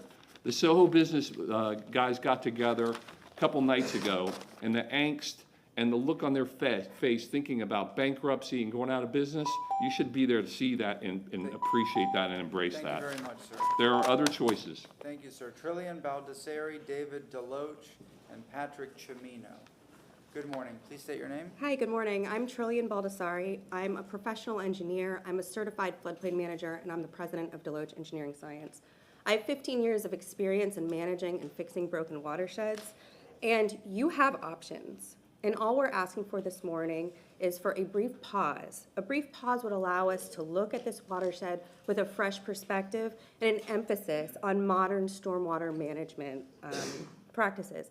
We would appreciate the opportunity to develop and to present some of these alternatives to you. Alternatives that manage stormwater within the existing basin divides, that aren't just simply moving one burden from one community to another, but also importantly, alternatives that will provide the same level of flood protection for the residents and businesses that desperately need it right now, without excessively impacting the businesses and many families who rely on those businesses for their livelihood. We understand and we are sympathetic for the need for flood relief today, which is why we're just asking for a short, temporary hold to explore and present these alternatives to you. We're asking for 120 days, which would allow that, and it would be insignificant compared to the delays that you will encounter once you dig up Howard. And I would bet my house on that. Thank you for your time. Thank you very much. David Deloach, Patrick Chimino, and Michael Green. Good morning, sir. Please state your name. Good morning. My name is Dave Deloach. I'm a civil engineer with Deloach Engineering Science out of Orlando. My firm specializes in water resources and flood mitigation, and I've personally had over 35 years of experience in developing innovative solutions to complex flooding problems throughout Southwest Florida. I'm here today on behalf of the business community along Howard Avenue to respectfully request a brief hold on this very important project. This pause would allow us to perform an independent assessment of some alternatives and present you with a conceptual plan that provides equivalent or better flood protection without placing an extreme burden on the business community. We agree, of course, that protecting the residents of Parkland Estates and the businesses along Swan Avenue and the community in the Upper Basin is the critical goal here. However, the current plan, which diverts stormwater from these areas to Howard Avenue, alters existing drainage patterns and allows an interbasin transfer of stormwater. This shift needlessly imposes significant risks to the businesses along Howard Avenue. As an experienced water resources engineers in our firm, we believe strongly that equivalent or better flood protection can be achieved without transferring water to an adjacent basin. Our review of the JMT report and staff's descriptions of the alternatives development process indicates that engineering alternatives do exist. Their own reports show that there are alternatives that exist. There are viable options to improve flood protection by addressing deficiencies within the upper basin, north of Swan Avenue, and enhancing the existing outfall systems that historically have served these flood-prone areas. These options do not require burdening another community, and while originally rejected as being too costly, in retrospect, those alternatives in that report are in line with the cost of the current plan without adding the cost to area businesses. Modern technologies exist, and stormwater management practices can help. Smart technologies such as real-time controls for ponds can optimize storage. Green infrastructure like permeable pavements and rain gardens can reduce runoff, and underground vaults can be incorporated to provide increased storage and attenuation with storage recovery achieved through low-cost pumping. Addressing source flooding is prudent and, in fact, good engineering practice. According to city staff and your consultants and area residents, the upper basin contributes significantly to the flooding problems along Swan Avenue and Parkland Estates. Improvements to the existing street inlets, conveyance lines, and storage ponds within the upper basins would likely reduce the downstream burden to a point that localized upgrades within Parkland Estates could then solve the remaining flooding issues without transferring water to Howard. We believe this council should carefully consider whether diverting stormwater to Howard Avenue in the adjoining basin is truly the best option for Tampa. That plan disrupts businesses, it risks damaging properties, and shifts a heavy burden from one community to the other. Thank you. Thank you very much, sir. Patrick Chimino, Michael Green, David Laxer. Good morning, Dr. Chimino. Good morning. I'm Patrick Chimino. I'm the chairman of the Historic Hyde Park Neighborhood Association Land Use Committee, and our neighborhood is half of Howard from Selman to Bayshore, so it's very important to us. I think it's very apt the Deputy County Administrator mentioned we're in a new world, and Councilman Miranda reinforced that. It's a changed time. Climate change is making our lives very different and in a very negative way. And it's actually not a controllable. I wish but we can do things to mitigate it. One of the things that is a controllable that I would like to express is I don't think the administration and the mobility staff have communicated according to element 6 in the RFQ, which is communicate at every step with all the stakeholders. We've gotten partial information, and we've got no decent risk benefit assessment of things like route, a protection of historic assets, management of water during project, detours. The detours outlined in that request, Swan, McDill, Bay to Bay, Bayshore, back to Swan. Swan had 3 closings at least in the last 2 years due to line failures. What's going to happen when that happens? So we need more information. The sad thing is, and everybody has sympathy for the Parkland and Palmacia Pines areas, this project only addresses, to a degree, seasonal downpours. It is not a solution for what we experienced with Milton. That's an important distinction. Anyway, I've been thinking about this a lot because I feel like we should hire Dutch engineers because they've been dealing with flooding for centuries. And we need to think out of the box. I don't have my board's approval of this, but I support getting a good engineering assessment and delaying for a little while. We actually haven't gotten great answers from the city mobility. They'd say, oh, it'll all be in the work. Well, we want to know now. We want to know this is a huge impact on us. So I suggest you really scrutinize. If nothing else, make the city accountable. We do need things done, but as the deputy administrator mentioned, it's going to be complicated. It's going to have to be coordinated. It's going to take a while. There's a lot of unknowns, and I wish I didn't have to say that. I really wish I didn't, but we have to keep that in mind.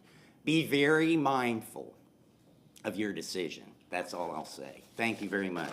Thank you. Michael Green, David Laxer, James Flynn.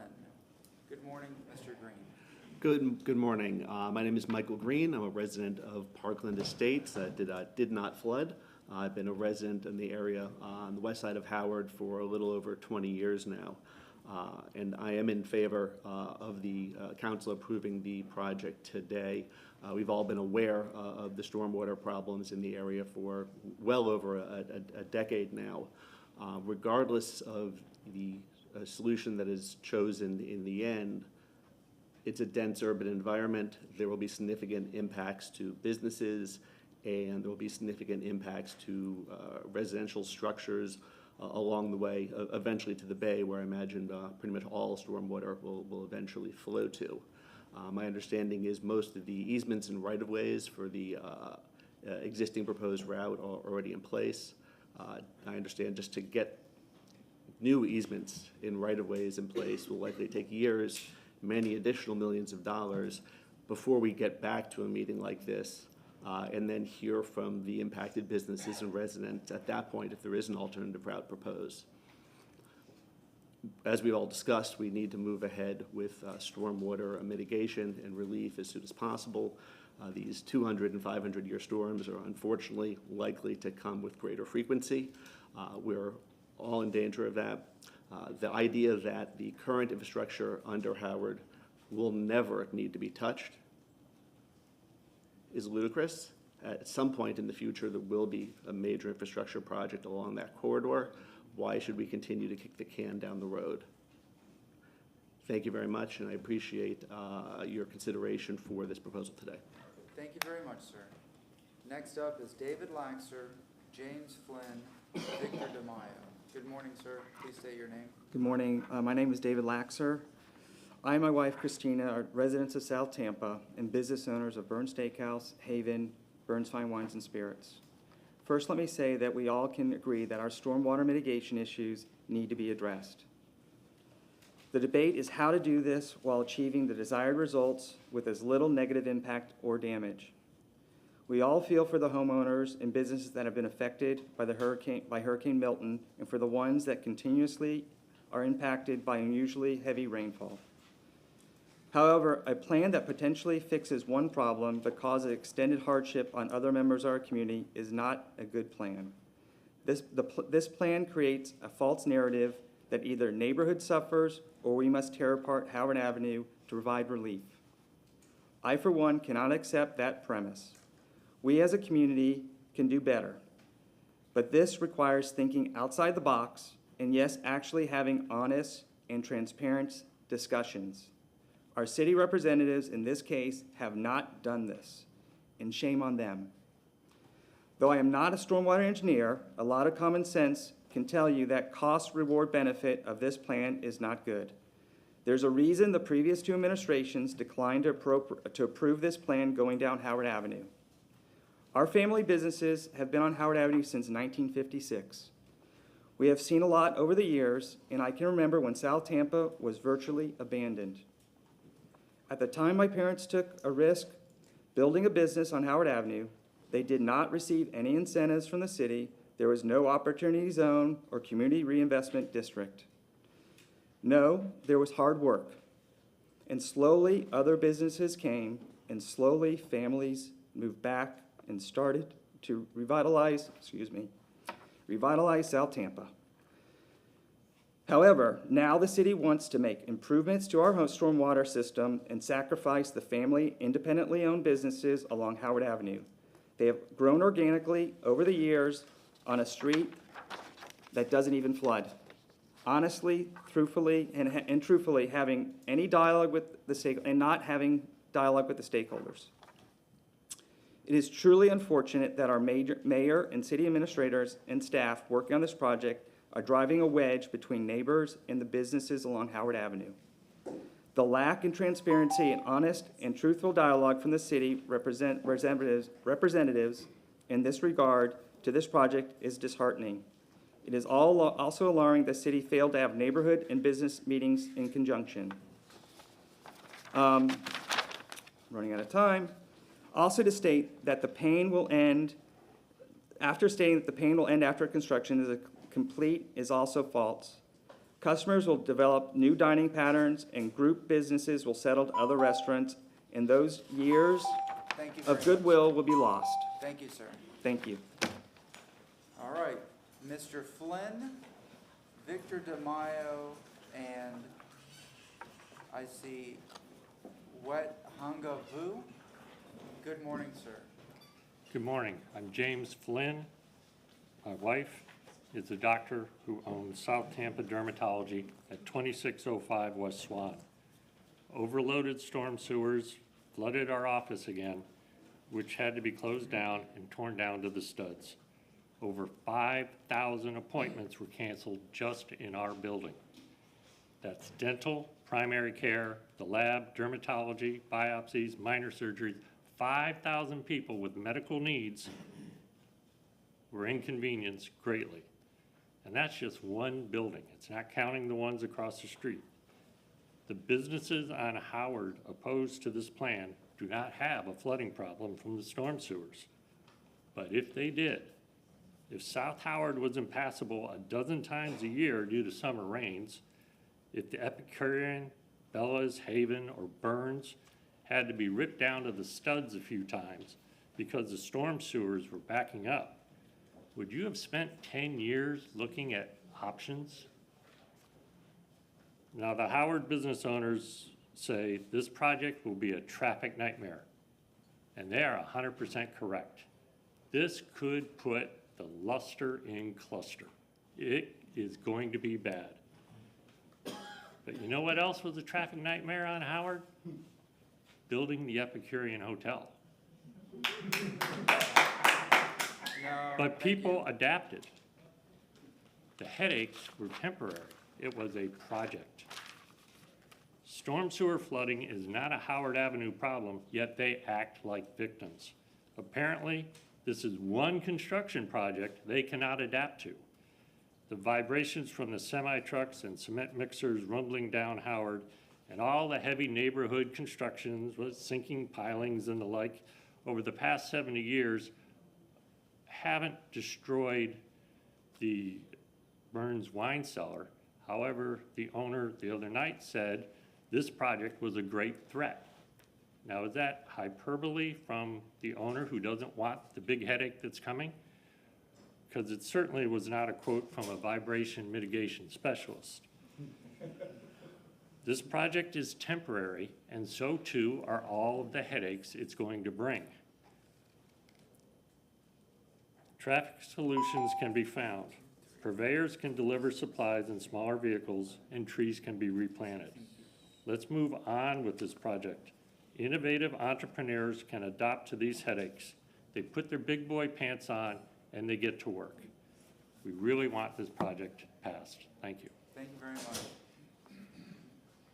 Victor DeMaio, next speaker, and Hanga Vu, and then David Adams already spoke. This was, sorry. Tina Adams. All right, Mr. DeMaio, and then, all right, go ahead, sir. Please state your name. Victor DeMaio, 1205 North Franklin Street, Suite 103. I'm here representing Burns Steakhouse, obviously, and the Epicurean and our sister restaurant down the street, Haven. I want to make one thing crystal clear so there's no misunderstanding. We do want to help the people with the flooding situation that they're experiencing now. We went out and hired one of the top engineers that we could find in Stormwater in Orlando that you spoke here previously, Mr. Deloach. And in the few days he's been on the job, he's identified options that, to going down Howard. This contract that they're asking you to approve today is all about Howard, Howard, Howard. There's no other options out there. If I told you that we can solve or mitigate the flooding problem in Parkland Estates and the other areas that are affected without touching Howard, would you at least listen to what we're trying to say?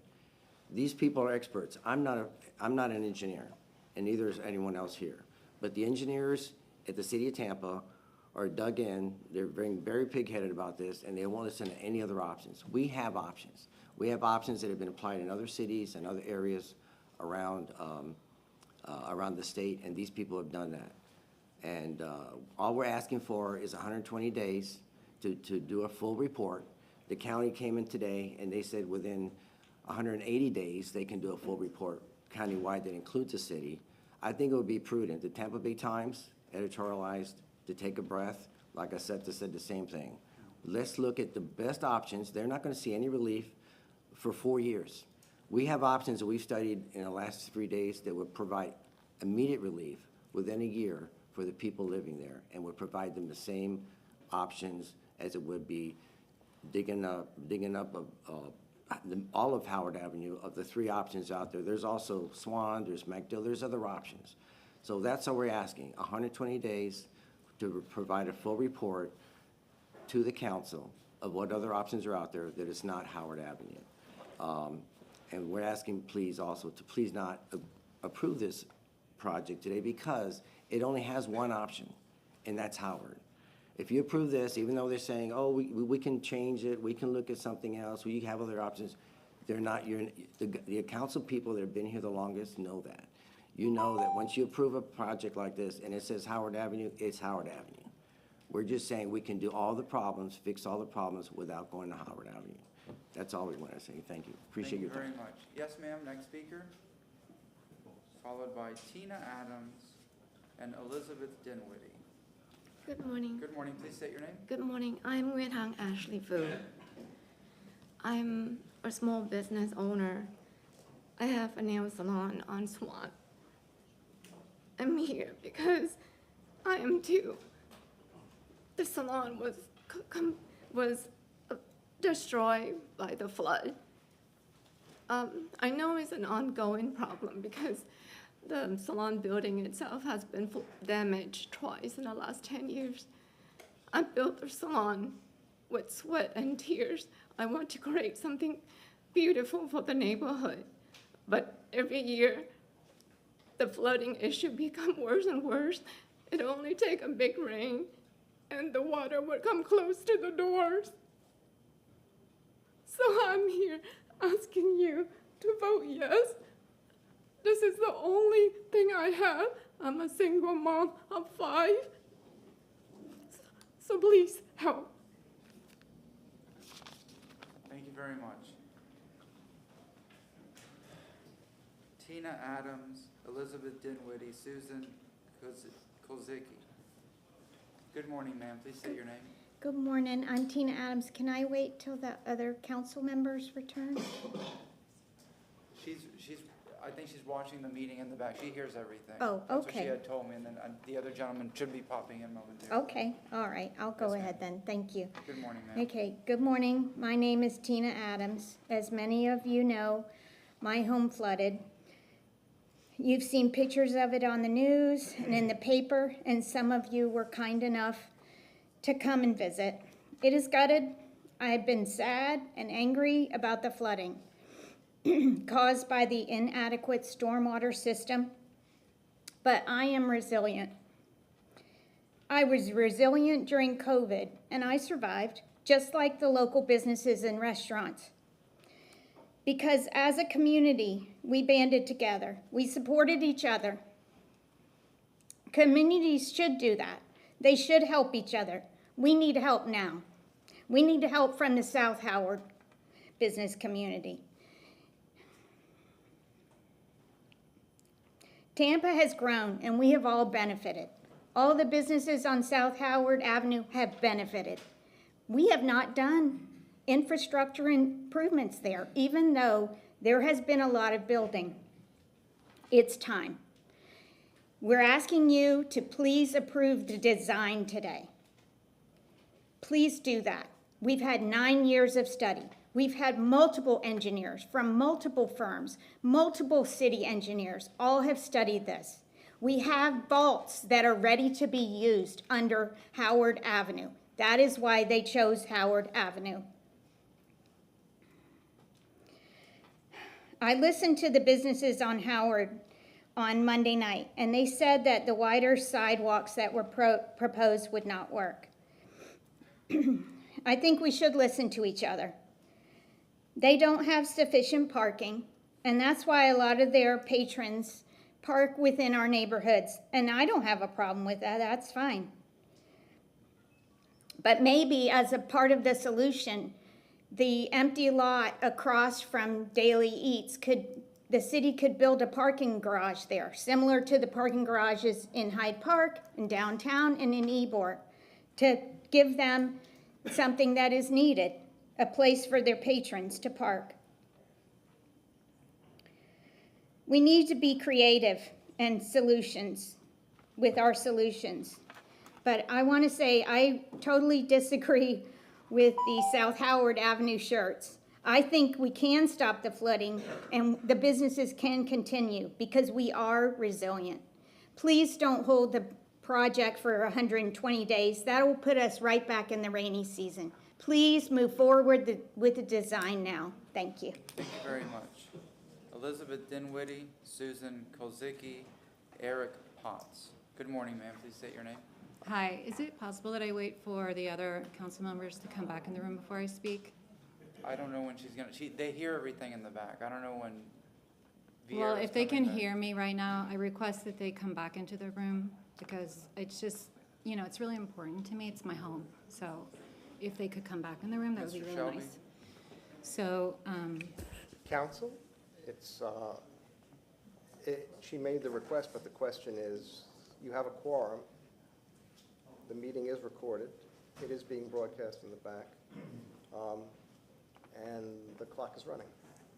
And by the way, if this request is made, then you're going to have to not be able to take a break unless there's a full council. no, present for it's everybody that fine. wants a It's full fine if they take a break. I understand. I was just on a personally. It's recorded and it's amplified in the back, so. Okay. Go I mean, ahead, of course, everyone should take a break. I mean, you guys are taking a lot, and I realize that. Please state your name and we'll So start your I'm clock Elizabeth from the beginning. Dinwiddie, and I'm known to you all as Liz Arcadu, which is my married name, so emails have been from there. I'm just hearing so many things that are just so upsetting. And I mean, really one thing that's so sad is that not only did I lose my home in flooding, but I'm losing the businesses on Howard that I love because they are losing me right now. The fact that you will not take one for the team, which is our community, you are not taking one for the team. You will have your businesses disrupted for a month or 2 or 3 months, just right around your business. But you have Swan up here, you have Bayshore here, you have all these little streets. If I'm coming in, you're gonna come down Swan and you're gonna come in till you hit that thing, or you're coming on Bayshore and then you're gonna come up till you hit that thing. But you're looking at a month, 2 months, right in front of your business, but you want me to suffer for years.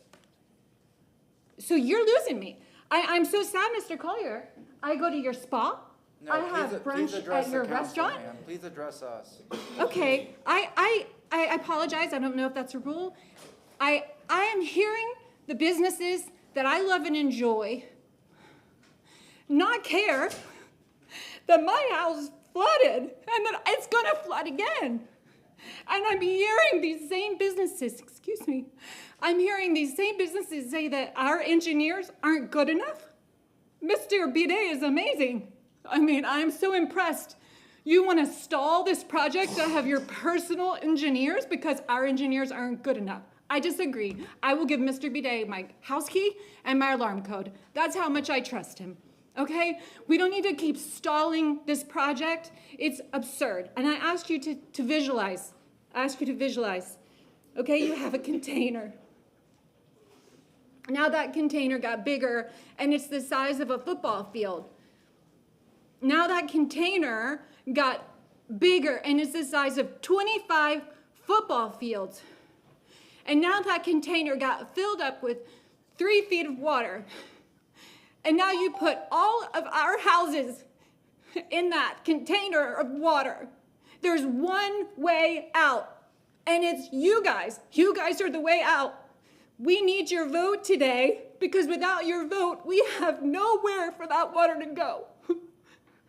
And what are we gonna do? Keep talking about it? They are paying lawyers to stall this project, and our homes are flooded, and they've lost me. I'm gone. I'm no more Mr. Nice Guy. I'm not going to your businesses anymore. Thank you very much. Susan Kozicki, Eric Potts, and Jared Dyer. Good morning, ma'am. Please state your name. Good morning. My name is Susan Kolzicki, and I live on South Havana Avenue in Palmacia Pines. I'm the proud mother of a 9-month-old baby boy named Noah, so we have been thinking a lot about floods. I'm a military spouse, and I'm a working mom. Like many others here, the entire first floor of my home flooded during Hurricane Milton. My husband and I both work full-time jobs to afford this townhome that we purchased. We were so proud to bring our baby boy home to this house, to walk him around the neighborhoods, to bring him down Howard Avenue, and to bring him into Hyde Park. He's tried in his 9.5 months gelato at Ava's, he's slept through a dinner at Bulla Gastro Bar, he's tried hummus at Bosphorus, and he spent his first Father's Day at Burns. Now, some people are going to tell you that you have a hard decision today. I don't think that this is a hard decision. You are being asked to look at a design to continue forward with this project that's been ongoing for years at this point and studies. Your engineers have told you that the Howard Avenue flood project is the way forward. Your experts have given you a solution. Built into that solution is more than a year of looking at additional details to figure out, to finalize a route, to figure out how to address all of the concerns that have been brought up today. These businesses that have spoken and the ones that have not all deserve your assistance. There's no question. But the hundreds of residents and businesses that remain closed and that were flooded deserve adequate city drainage. It should not take another 10 years. It shouldn't take another 5 years. You can't start from scratch with another study because a few people don't like the one that you have right now. The city engineers told us that the city has been aware of the problem for more than a decade. I know that isn't you personally, but you're the city now. We look to you to bring us a solution. We trust the city engineers, and we hope you do as well. The Howard Avenue flood relief solution will take 4 years, easily. My house can easily flood multiple times during that period before there's a solution. But the more you and others suggest that we need more time, this is just completely unacceptable. We don't have more time. The time to act is now. Please use this solution. You have the best one before you according to your experts. It's great that new engineers have arrived today with new solutions, but where have they been for the last 10 years? I'm sure anyone can find some part of the current solution to pick apart. We've got a year plus to make it the best that we can, to work with everyone involved so that we can all live together. Thank you very much, ma'am. Susan Kolzicki? That was you, I'm sorry. Eric Potts, Jared Dyer, and Jason Marlowe. Go ahead, sir. Mr. Potts, please state your name. Good morning. My name's Eric Potts. I'm the general manager of Bella's Italian Cafe. I've been working there and have the privilege to work there for the last 35 years. I look around the room and I see many of our regulars from Parkland Estates surrounding neighborhoods. I'm sorry that you feel that way. I really am. I've worked real hard to get. Please address I've us. worked Thank very you. hard to get these people and have them as loyal customers. And I've been at every meeting to this point, but many questions are left unanswered. I do request that project be put on a 120-day hold until the concerns and impacts have all been addressed. Most of our employees ride the city bus or ride shares such as Uber or Lyft to get to work. Will this option, when the construction begins, will it still be there? I don't know. If the buses are gonna run, they won't be able to get to work. The only way to get to Bella's would be McDill to Estrella to Mississippi. And I drive a pickup truck, and I challenge you to drive down that street anytime during the day with all the street parking. The residents park on each side, and you have to maneuver through the street like this. It would be very, very hard for our deliveries. They're also riddled with potholes. There's one pothole on Estrella that they put a traffic cone in, and the pothole has eaten the traffic cone. It is now in the pothole, you can't even see it. It's been that way for months. Bella's alone has over 150 deliveries a month. Most of them are 18-wheelers, not to mention Amazon and UPS, who deliver sometimes twice a day. This will get crazy. Most of our employees, they live paycheck to paycheck. They have no disposable income or savings to make it through a 4 to 6 week stoppage of work. Some employees work at our place as well as at Burns Steakhouse. They have 2 jobs to make a living. They're gonna lose both of them. It's so close. There has to be more options that keep that from happening.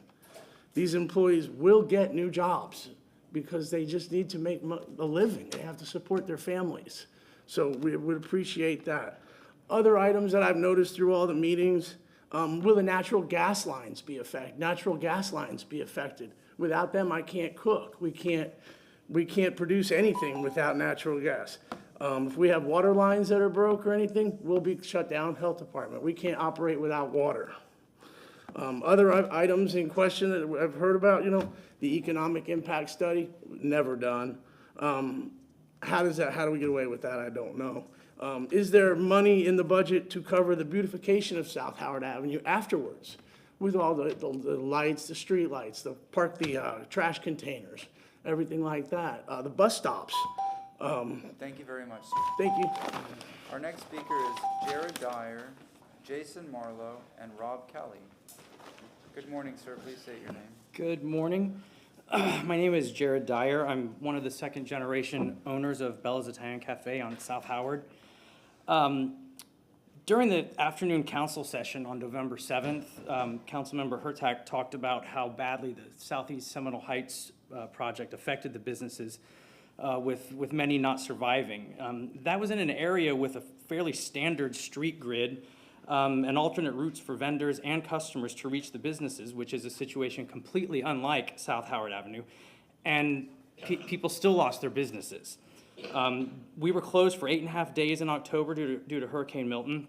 Over the course of the rest of that month, we had deliveries carried by 7 small box trucks, 83 medium-sized box trucks, and 32 18-wheelers. It's 122 trucks over just 23 days just to our restaurant. It is completely impractical to direct that volume of commercial traffic through residential areas. And where will the residents be forced to park so delivery trucks can get down the narrow streets?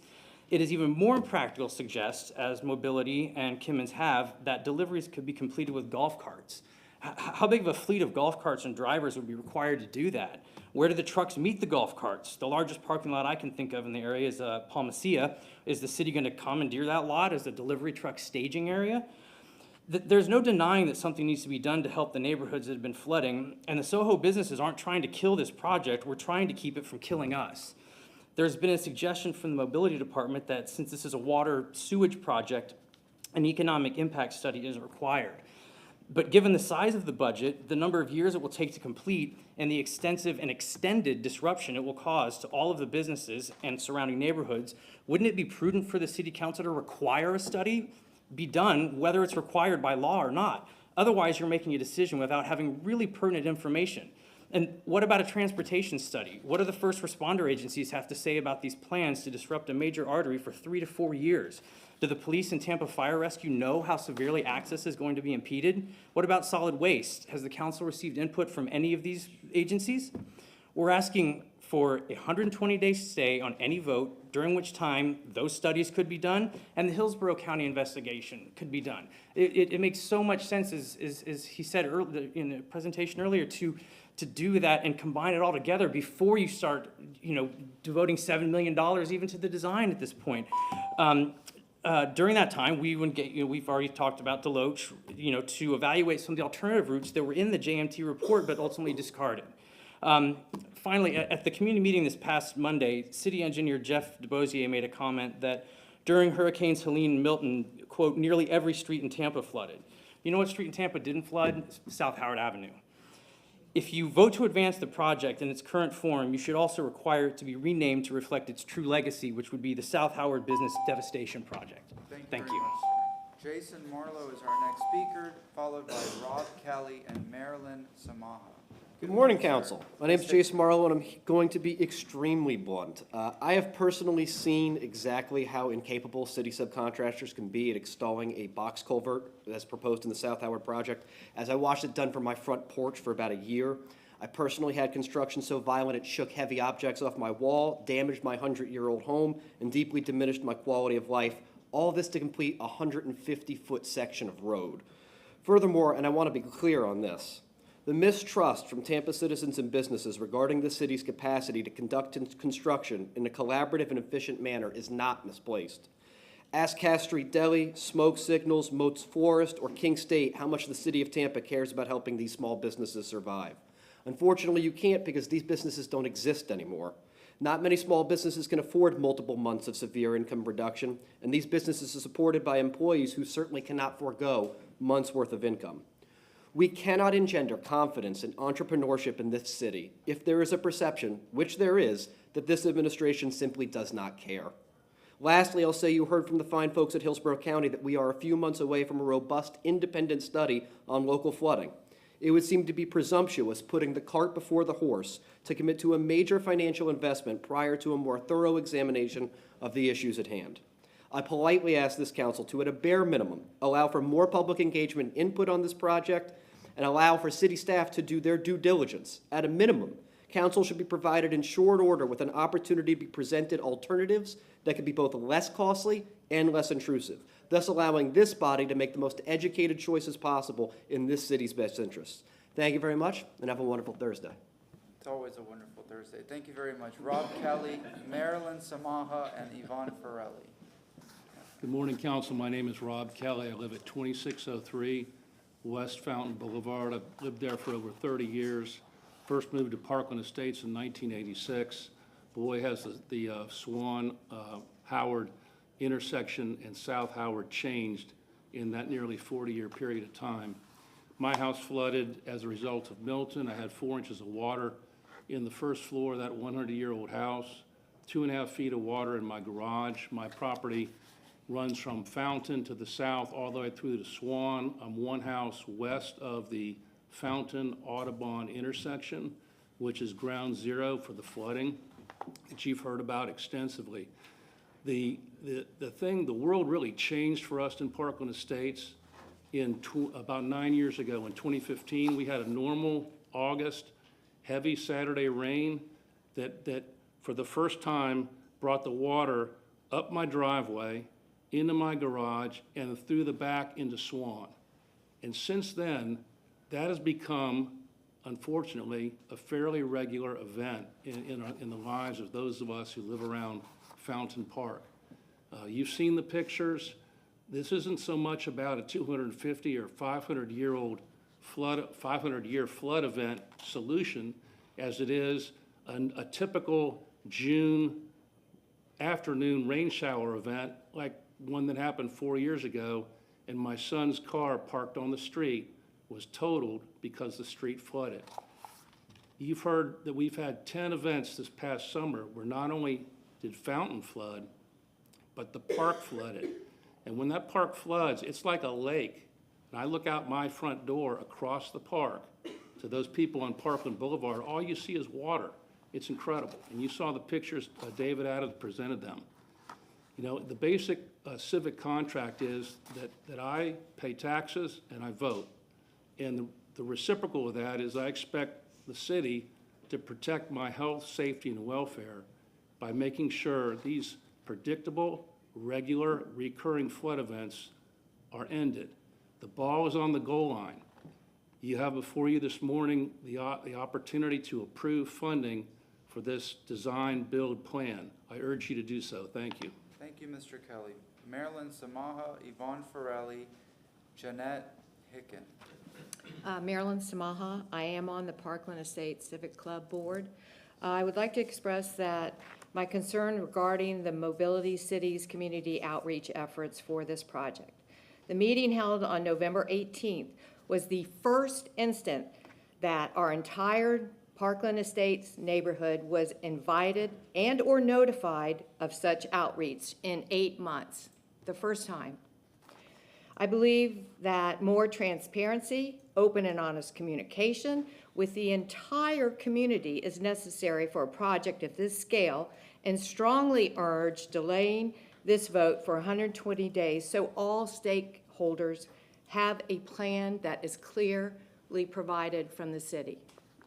There are other serious concerns about the proposed stormwater project. In its current form, it fails to address significant flooding issues that are caused by massive amounts of water flowing from Kennedy Boulevard down through Habana, Armenia, Audubon, Swan, and Memorial Hospital into Parkland Estates. Furthermore, the project does not address the existing retention ponds under Memorial Parkland Hospital's parking lot, 2 additional retention ponds in the same area, or the surface water flowing to the bay, ultimately ending up at the Audubon and Swan intersection. It is baffling why this critical location has been excluded from the project. It is not in the project at all. I urge you to carefully consider the strategic importance of the Audubon and Swan intersection, because this serves as the drain for this entire stormwater basin. I strongly urge you to vote no on this project until these concerns are answered and analyzed. The Parkland Estates Civic Club strongly advocates for keeping box culverts out of Parkland Estates and placing them on Swan Avenue as a consideration. Our primary concern is flood relief, and we believe that positioning the culverts on Swan is the most effective solution to addressing all of these neighborhoods and all of the businesses. Swan Avenue is strategically positioned to capture the massive amounts of water flowing from the northern areas.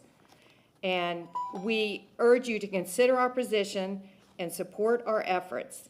Make sure that you ask Kemmons and delay this project for 120 days so we can get some answers. Thank you. Thank you very much. Yvonne Ferrelli? No, we have these and then we're gonna do a recess. Okay. Yvonne Ferrelli, Jeanette Hicken, Kevin Lavonis. Good morning, ma'am. Please say your name. Good morning, council members. Yvonne Ferrelli, I live in Parkland Estates. I'm a member of the Historic Parkland Estates Preservation Society.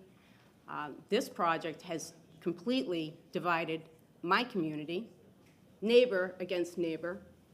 It didn't need to be that way. I would say that the mobility department and the city has created this.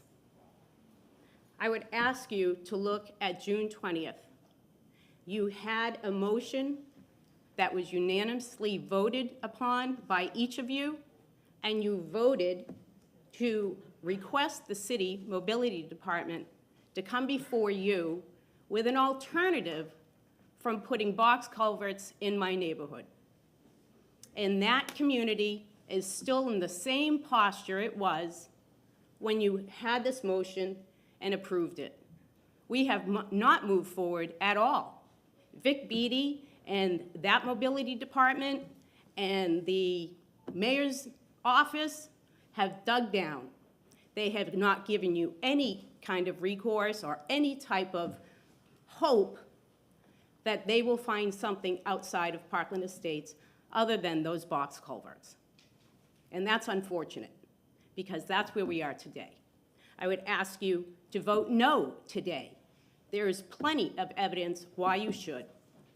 I would also ask you to enforce this motion that you unanimously voted on, not to vote on anything related to this South Howard flood mitigation, which is today before you. Vote no. And do not fund it until you have a better perspective of what is going on in the flooding and with all of us in the community. Thank you. Thank you very much, Jeanette Hicken, Kevin Lavonis, Mark Abdoni.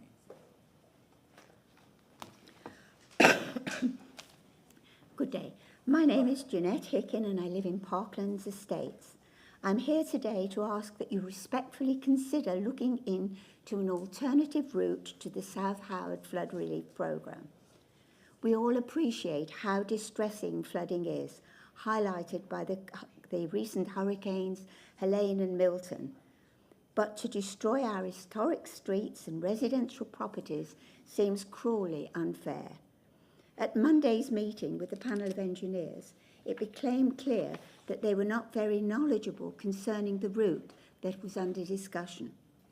The project manager clearly stated that water flow is restricted by bends, yet the city handout there could be a potential of 7 bends, including 2 at 90 degrees and 1 just under 90 degrees on 2 of the routes highlighted.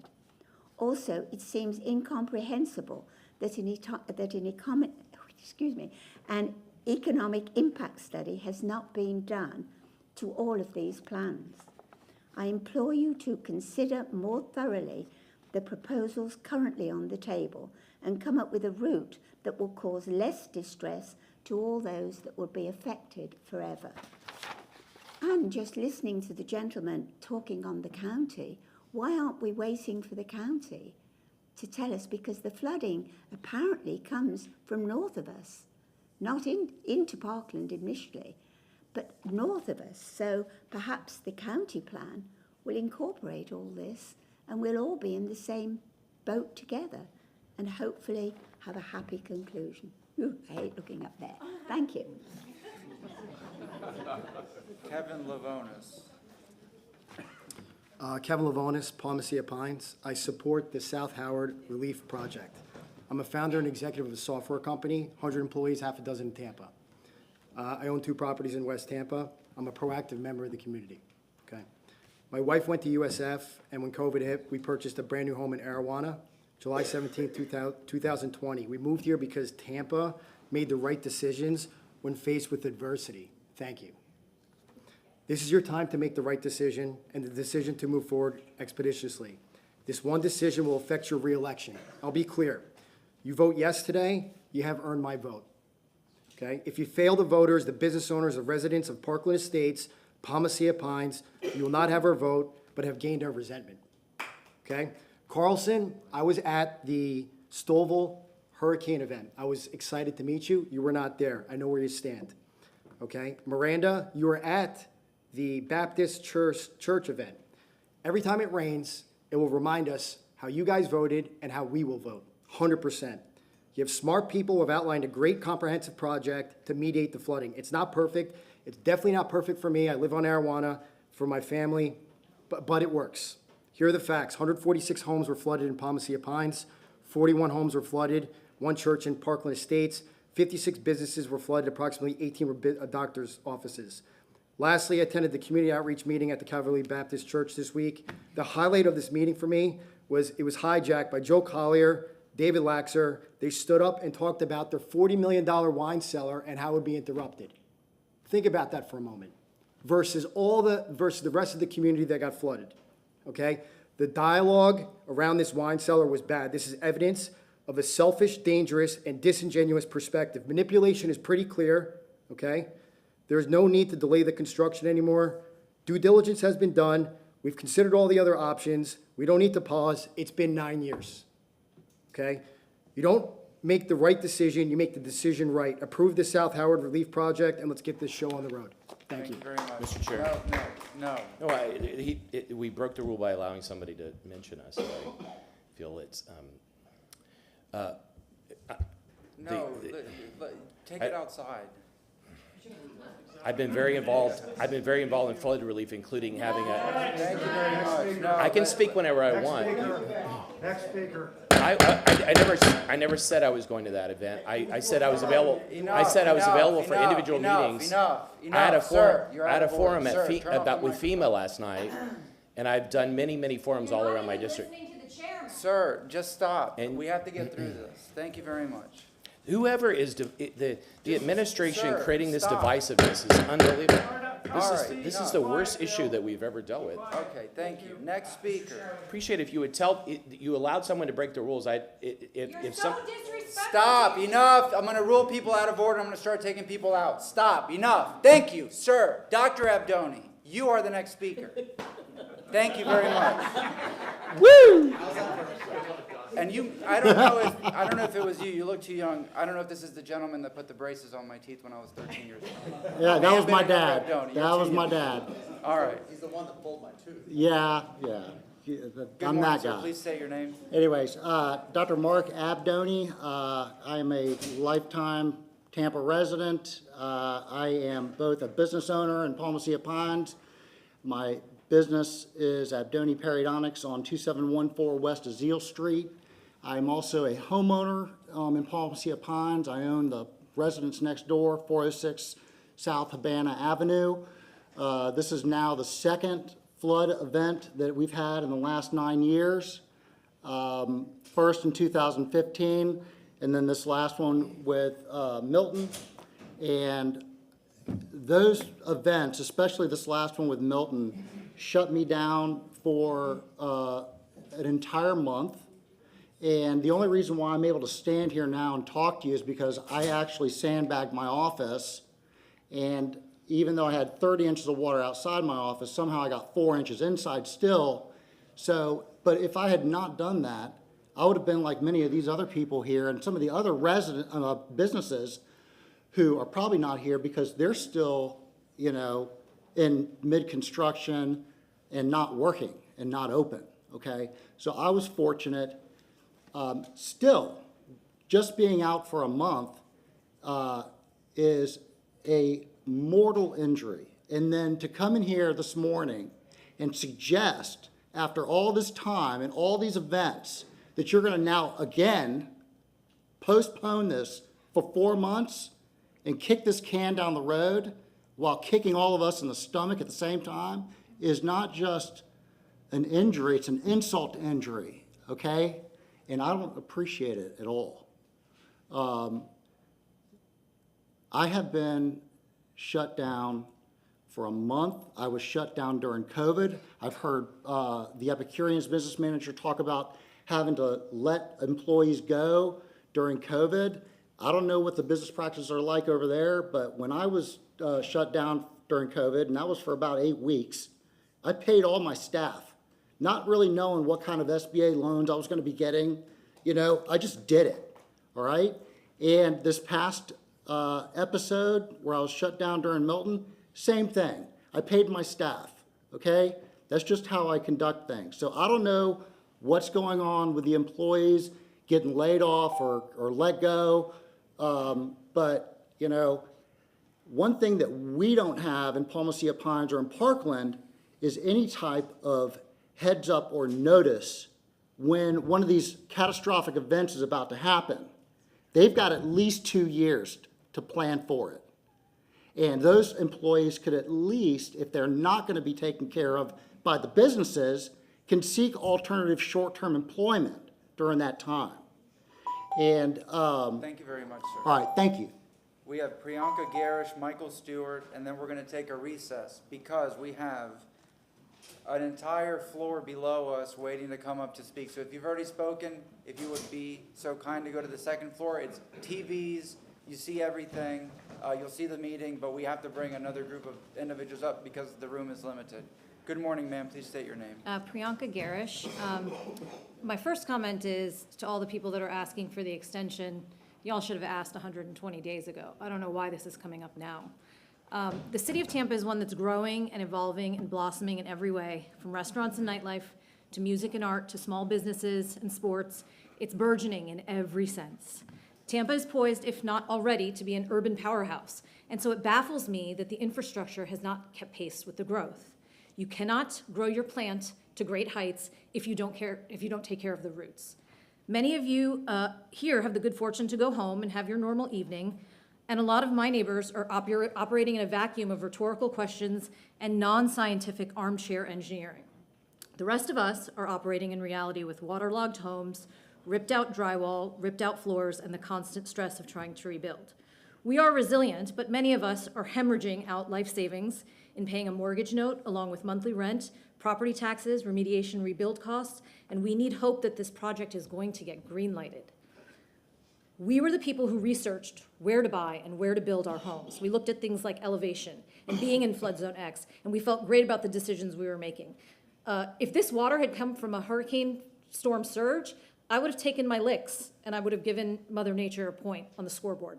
But the fact that it was stormwater from our drains mixed with sewage water that is now flooding in Zone X, that is a difficult pill to swallow when you think you're making a good choice.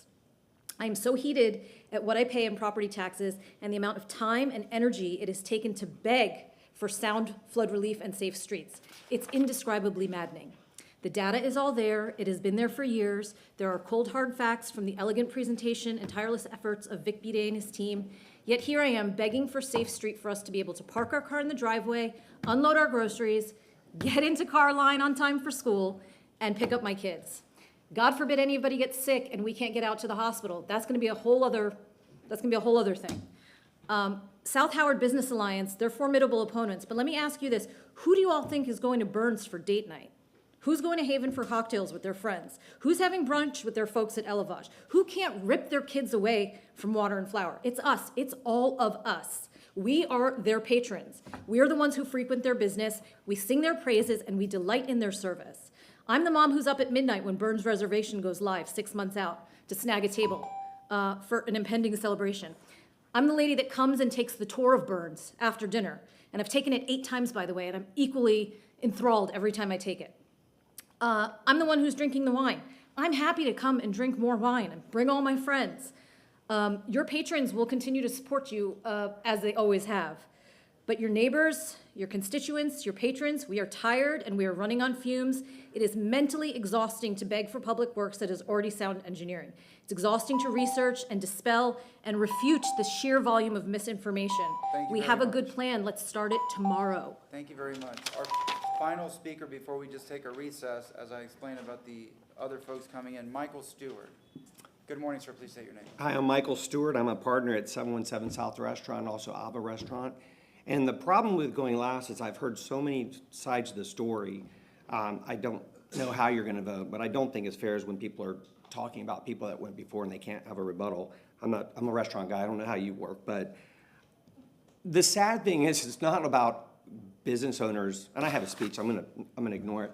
It's not about business owners saving up money. I mean, we went through COVID, right?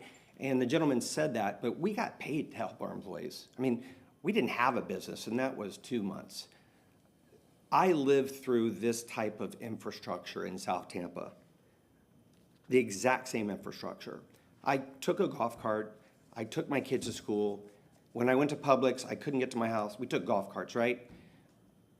That didn't work. I live on a dead-end street in South Tampa that completely flooded on the last go-around. And they put in the culvert system. Unfortunately, it didn't work. I see a much bigger problem on Howard Avenue. I went to the meeting on Monday, and no disrespect to the engineers that were there, but their glossy brochure said, we're gonna widen streets, we're gonna do this on the medians. I get a little upset because I asked them, have you even been to Howard Avenue? This is not part of a brochure that's gonna like just improve the street. We have no room. If you've been to 717 in Ava, there's no room all the way down. I could go all the way down to the very end. So I have been told that there are other alternatives. And all of my customers are sitting behind me. Well, I don't understand the big deal of waiting 120 days, really. If what everybody's... No. What I'm saying is to wait 120 days to let us give our evidence. What's another 120 days, right? The reason I say that is because of what I said. Where I live in South Tampa, I flooded. 8 homes on my street all flooded. And we have this exact same culvert system right in front of my house.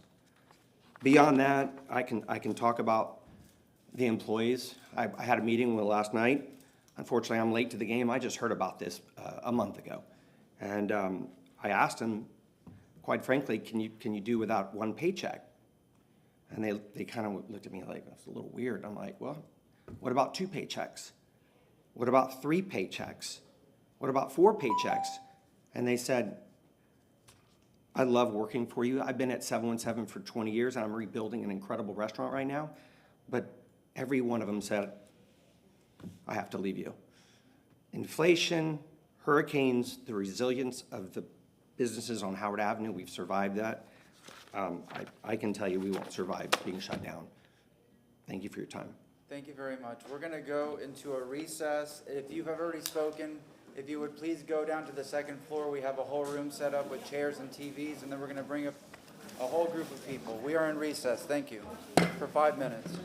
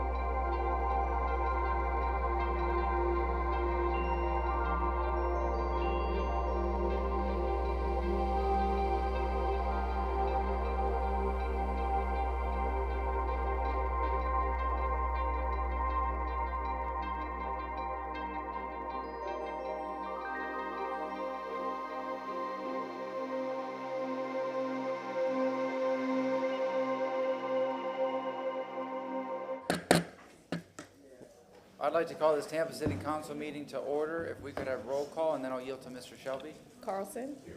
Hurtak. Here. Clendenin. Henderson. Present. Vieira. Miranda. Here. And Maniscalco. Here. We have a fiscal quorum. Mr. Shelby.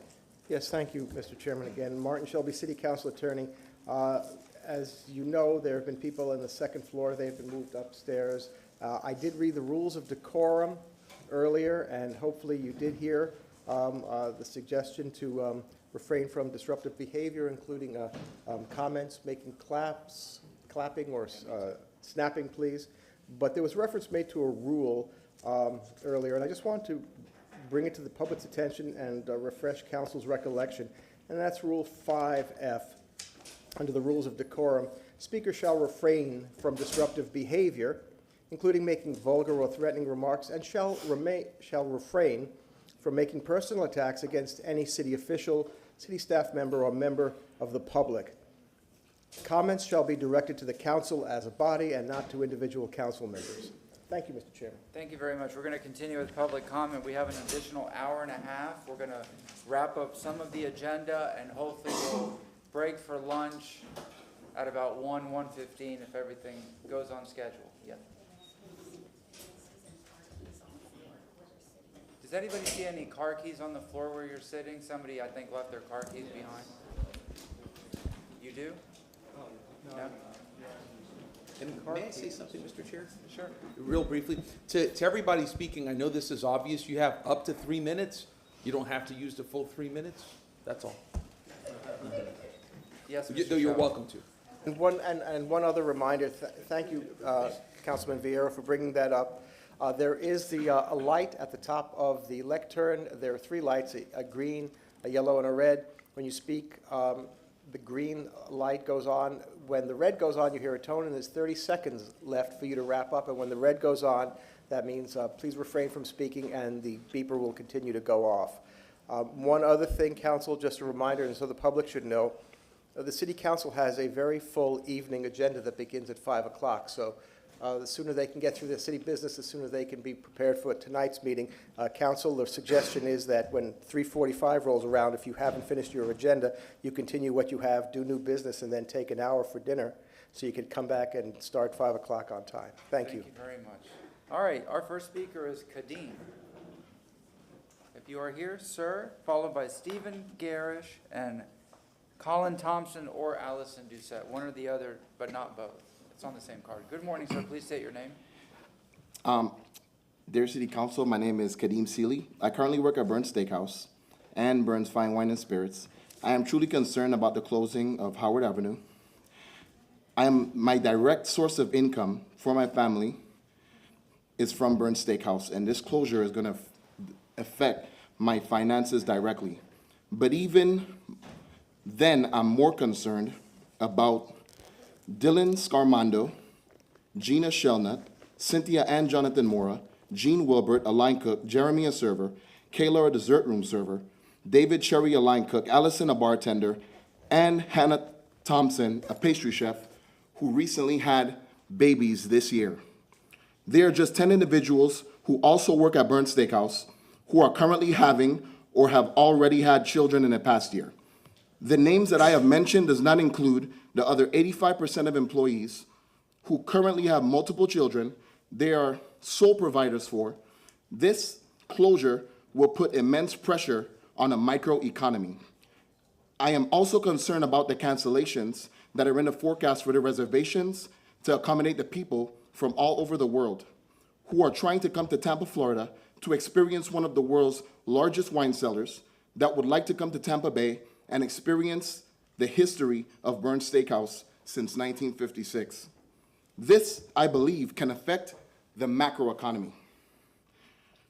That, I'm sorry, choking up. That made me think about how Tampa Bay is different from most of the world when it comes from preserving its history. The owner of Burns Steakhouse had to endure multiple storms this year and even power outages that caused them to throw away all of the food in their store and incur 100% labor costs to reopen the restaurant at a loss. On several occasions just this year, Burns has lost millions of dollars in food and damages. These storms we were able to weather, but shutting down the main access to a historic building that might be a storm that we may not survive. We are not asking you to cease the enhancement of the city of Tampa. We are just trying to find alternative routes so that we can protect the history that is Burns Steakhouse. Thank you. Thank you very much, sir. Steve Garish, Colin Thompson or Allison Doucette, and Giovanni Arcadu. Hello, Council. My name is Steve Garish. I live in Parkland Estates. Very quick, before I get into my speech, I just wanted to address a couple of what was said earlier. There's a ton of misleading information that's been going all over for the last month or so. One thing is, I know that the owner of 717 mentioned that his house flooded, even though he had box culverts put in. That's a little misleading. He said at the community meeting he flooded from Helene, which is storm surge. The box culverts would not do anything for that, okay? So just keep that in mind. The other thing is, I think there's a lot of misleading information that the restaurants in Howard will need to completely close their doors. I don't know that there's any evidence behind that. Kimmons Contracting has done plenty of projects in Hyde Park where nobody had to close for safety reasons or anything like that. In fact, Burns in July of 2023 closed their doors completely for 3 weeks for renovations. They seem to be doing just fine on the other end of that. Okay. First off, I want to recognize, Council, your attention and diligence regarding the South Howard Flood Relief Project. I know you've been inundated with emails and calls on this matter, and it must be exhausting, and you have a 12-hour meeting today or longer, so thank you. It's been interesting to see the intense doubt and skepticism at large of this project. Both the city engineers and consulting engineers have spent nearly a decade studying this problem. They have countless years of expertise and training to solve these very issues of stormwater drainage. They put their signature on the project, which for a professional engineer is a very serious step. If a project fails, then an engineer who signed off on that project can lose their license and livelihood. So they do not take these decisions lightly. They have had numerous meetings and discussions where they have clearly explained the project and why it will work. Yet after all of that, there still remains intense doubt and skepticism of the success of the project. Why? Did every single one of these engineers suddenly become incompetent or untrustworthy? Why have all these people who have zero experience in civil engineering doubting the life's work of experts in the field? It makes no sense to me. People are asking for more time to study different routes. How is 120 more days going to change what has been studied for 9 years and 19 different routes and manners of drainage that have already been studied? This is just pushing it farther down the road, and another 9 years from now, when Parkland Estates will need to be renamed Lakeland Estates because it will just be one large body of water due to worsening flooding. Who's going to come to the South Howard businesses then? You will have no neighbors unless you will serve lunch and dinner to ducks, geese, and alligators. Let's be honest about today's vote. Today is about starting a design. Nobody's leaving here with a shovel and digging up Howard.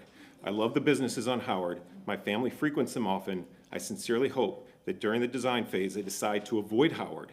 They can run the culverts right through my living room if it spares the precious wines it burns, but at the same time stops the constant flooding in my neighborhood. Thank you. Thank you very much, sir. Colin Thompson or Allison Doucette? So Colin, Ms. Doucette, you're not going to be speaking? No. Thank you. Good morning, sir. Please state, good morning. Please state your name. Thank you, Council. Colin Thompson. I, along with my partner Ethan Loeb and Allison Doucette, represent over a dozen of the businesses on South Howard, all the way from Burns and the Epicurean Hotel to north of Swan, McDinton's, Bar Howard. These are the businesses that we've heard today from, I think, everyone that have made the South Tampa area, South Tampa in general, and the Tampa Bay area in general, one of the great places to live and one of the reasons that people come here. My clients' establishments are where people go for anniversaries, for graduations, to celebrate milestones, and to just celebrate the end of a good work week.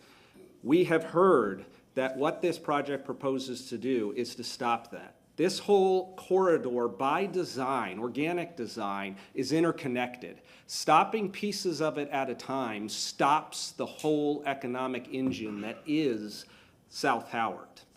It will stop for the residents and those people, all of your constituents who come down to enjoy these areas, and it will impact greatly the employees who depend on these establishments and their draw for other establishments. Way too often, the government moves with good intentions, only to find that the treatment that they prescribe is as bad as the disease, and that the end result is not the cure that was promised. And that is what is happening with this current proposed plan.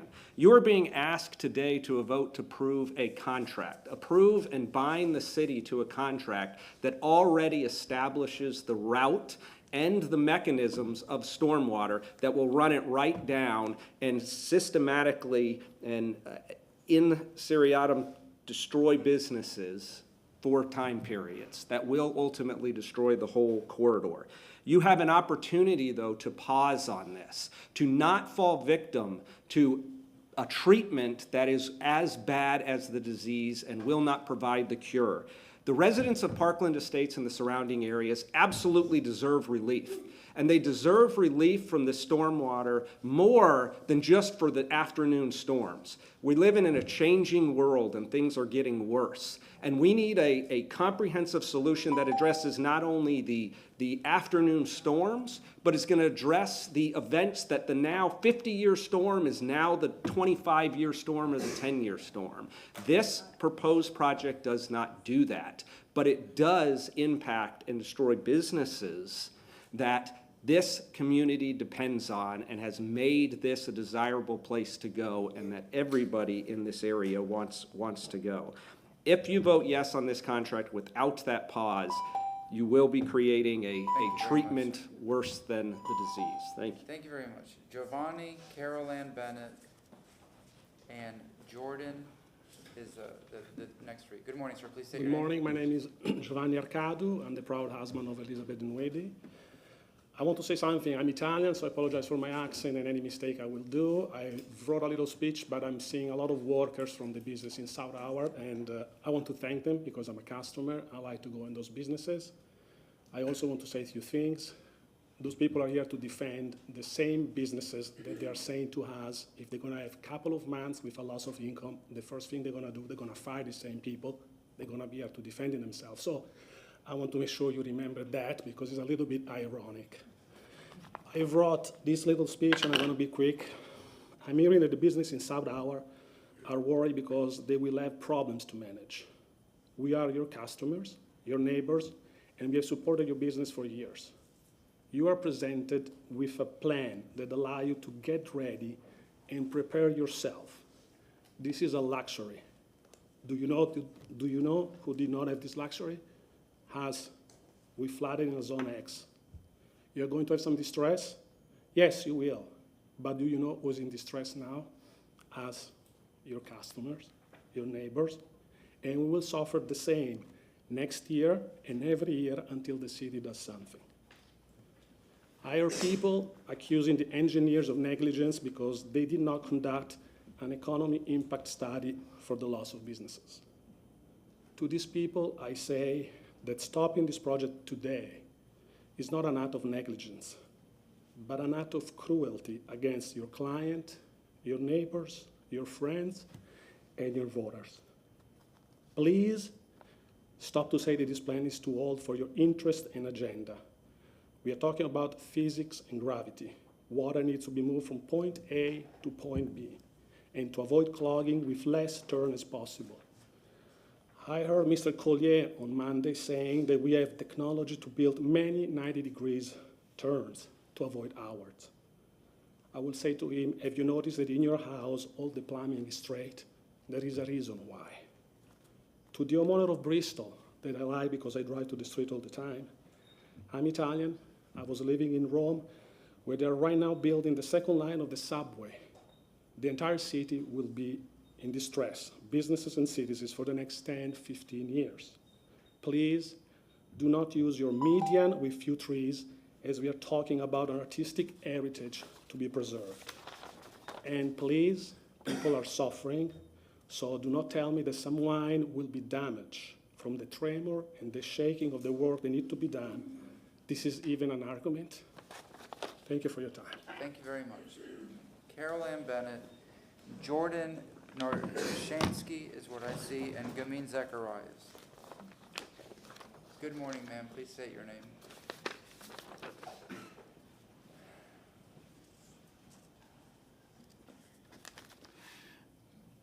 My name is Carol Ann Bennett. Mary Lou Bailey couldn't be here today, but please read the email she sent you. I would like all the information about storms to be translated to inches. When they say mean annual peak stage, average annual storm event, 5-year, 100-year, 300-year storm, engineers understand it, but lay people don't. I don't know how many inches this is. We need to know how many inches of rain this project will handle. How many inches will overwhelm it? I repeat, how many inches will overwhelm this project? Will this system work? The Palmacia Pines pipes are 36 inches. We were told that it has yet to be determined if 36-inch pipes are adequate. It seems pretty obvious to me that we do know that they are not adequate, yet there are no plans to do anything north of Swan. At Monday's meeting, they said maybe the Palmacia Pines pipes will be replaced with this project, and maybe they won't. But they said it definitely isn't part of the plan or the price. I also learned on Monday that Palmacia Pines drains through 3 different basins, not just through Parkland Estates. So how much will it actually help Palmacia Pines if Parkland Estates flooding is improved? They won't guarantee it will help at all. They just hope it will. If we're being honest, this is the plan for north of Swan. They haven't even told us how much they hope it will help. If it does very little, they will say, we didn't guarantee it would help, we just hoped it would. I am very concerned that they are giving Palmacia Pines false hope, and the Palmacia Pines people don't know that. They said nothing can be done for Palmacia Pines until the Stormwater Master Plan is completed, and then they must model it before they can even propose a plan. That means there won't even be a proposal for north of Swan for years, and the work won't be finished until years after that. Do you know exactly what you're voting on today? They told us on Monday that the maximum guaranteed price won't be determined until the design phase is over, which is 10 to 12 months. What are you going to do in a year if the maximum guaranteed price is sky high?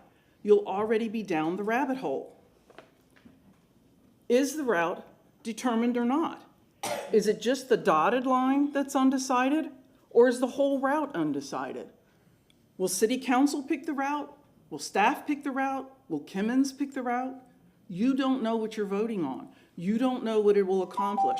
You don't know how much harm it will do or how much it will cost. You have no guarantee for City Council input or control.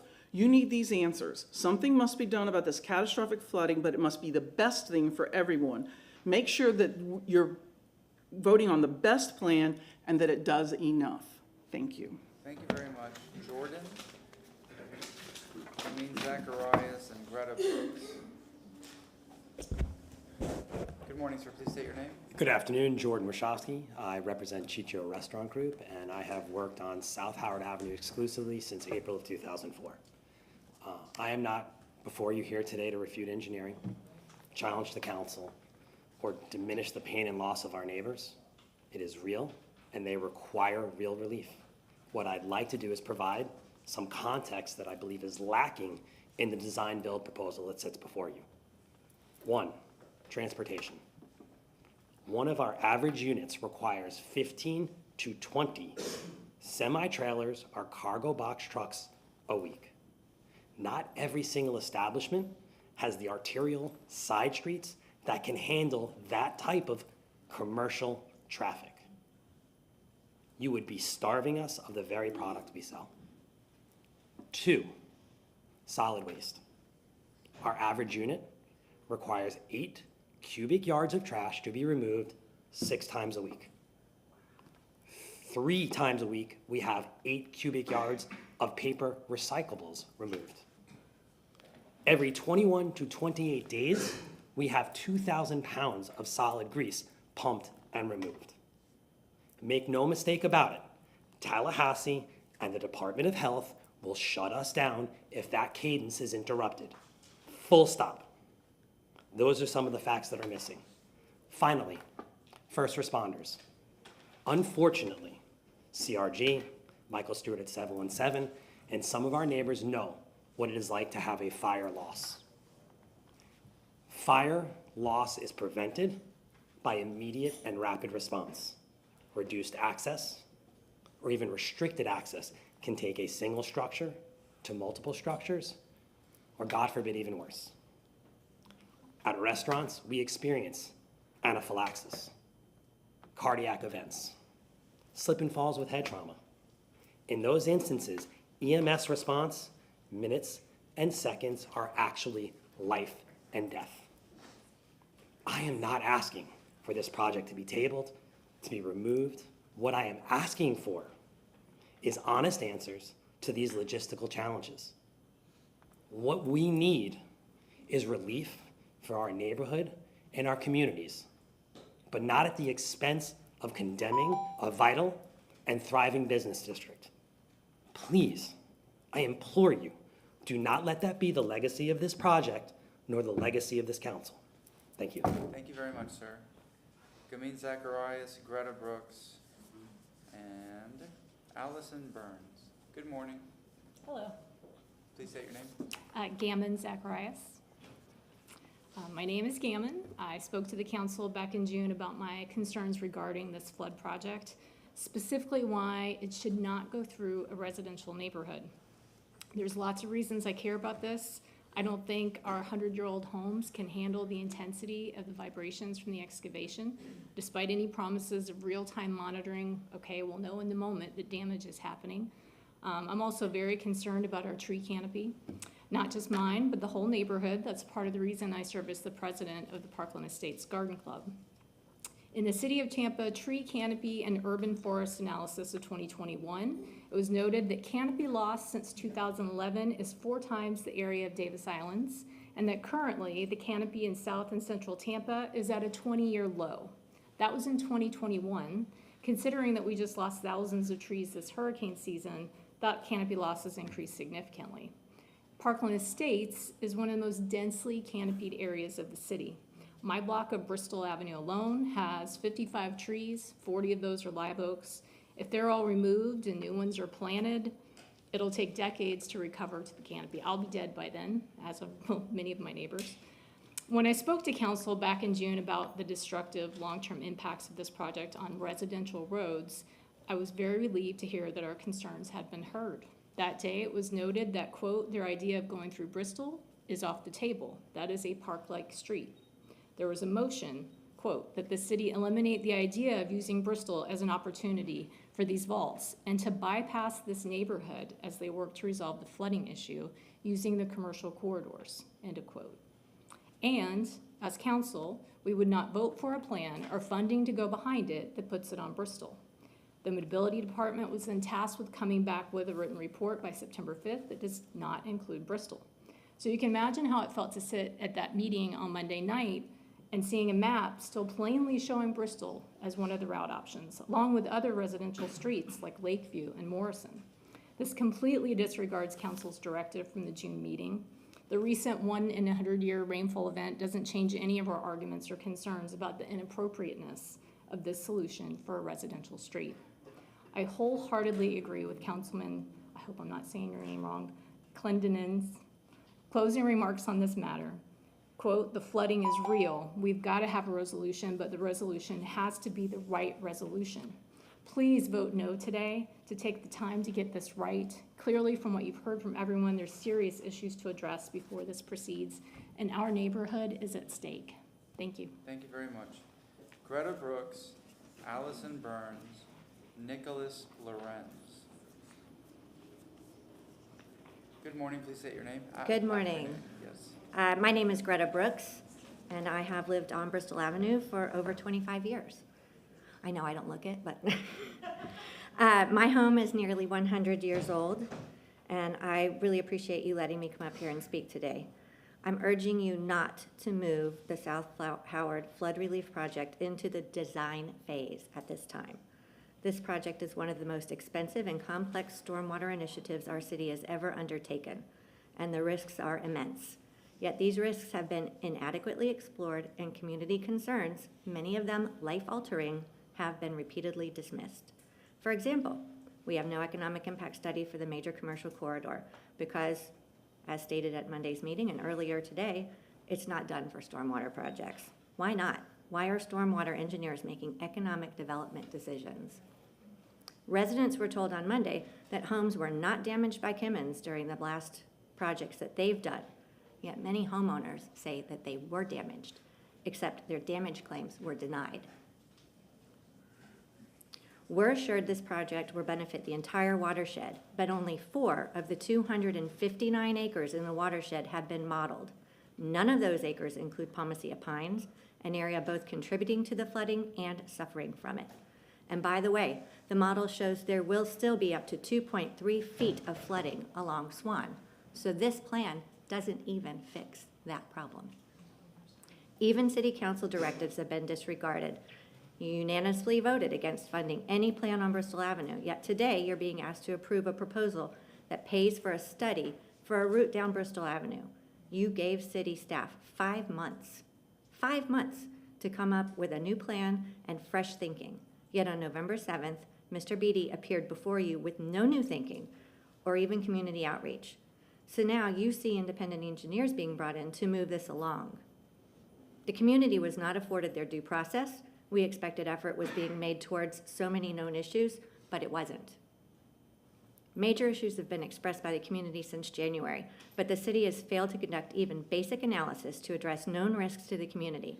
Why must we spend $7 million for a design contract to get this very basic information that you should have already had? For 2 years, city staff had data from JMT showing that a broken retention pond pump on Albany Avenue and poor road milling in Pomacea Pines are significant contributors to Parkland's flooding. Yet they've made no effort to fix these immediate issues, claiming no short-term solutions are possible. But they have one. Why approve a $7 million design contract today that doesn't include in its scope any investigation of alternatives like the ones the independent engineers mentioned today and is scoped prematurely from the comprehensive plan you heard about from the commissioners today? As council members, it's your fiduciary duty to ensure taxpayer dollars are spent wisely. Unlike the current administration, many in this staff will be in office as this project unfolds. Thank you very much. Allison Burns, Nicholas Lorenz, Mrs. Stephanie Point. Good morning, ma'am. Please state your name. My name's Allison Burns. I work for Burns Steakhouse. Actually, no relation. Mine is B-U-R-N-S. But I have worked there now for 17 years. And it's actually the first job that I got once I graduated from college. It took me about 2 years to actually get behind the bar and become the second female bartender to be taking care of guests and serving full entrees. It wasn't until last year that I was able to start serving tables after they actually allowed the tables in the lounge to be served, because they closed it down and now we're able to do full dinner service. So it's taken me 17 years, 16 years to become a server. And to see that there could be a threat to the ability for the way that I've built my entire life, my career, to serve people because of road closures is a little terrifying. I am also the Allison that Kadeem mentioned before that has a little baby boy at home, who's the new light of my life. And it's also concerning that my income might be affecting this new venture that I have, raising the best baby ever, Mortimer Burns. He's amazing. And I just wanted to take the opportunity to put a face to all of the employees that you might be thinking of when you hear about actual people on Howard Avenue, that we have families and that we're trying and working really hard to support them. And that while some people might think they can just go and apply to another job, that the steakhouse, it's a career. And you're asking people to all of a sudden start to have to plan a different career. And so I would just ask to maybe choose a different route, because I know that flooding is an issue. I deal with it. Thank you. Thank you very much. Nicholas Lorenz, Mrs. Stephanie Pointer, and Jennifer Fernandez. Good afternoon, sir. Yeah, I had this written for good morning, but it's clearly the afternoon. It's a good afternoon, council members. My name is Nicholas Lorenz. I work at Burns Steakhouse. You see before you just myself, but I'd like for you to imagine the 300 colleagues standing beside me and their respective families. Most of them live paycheck to paycheck.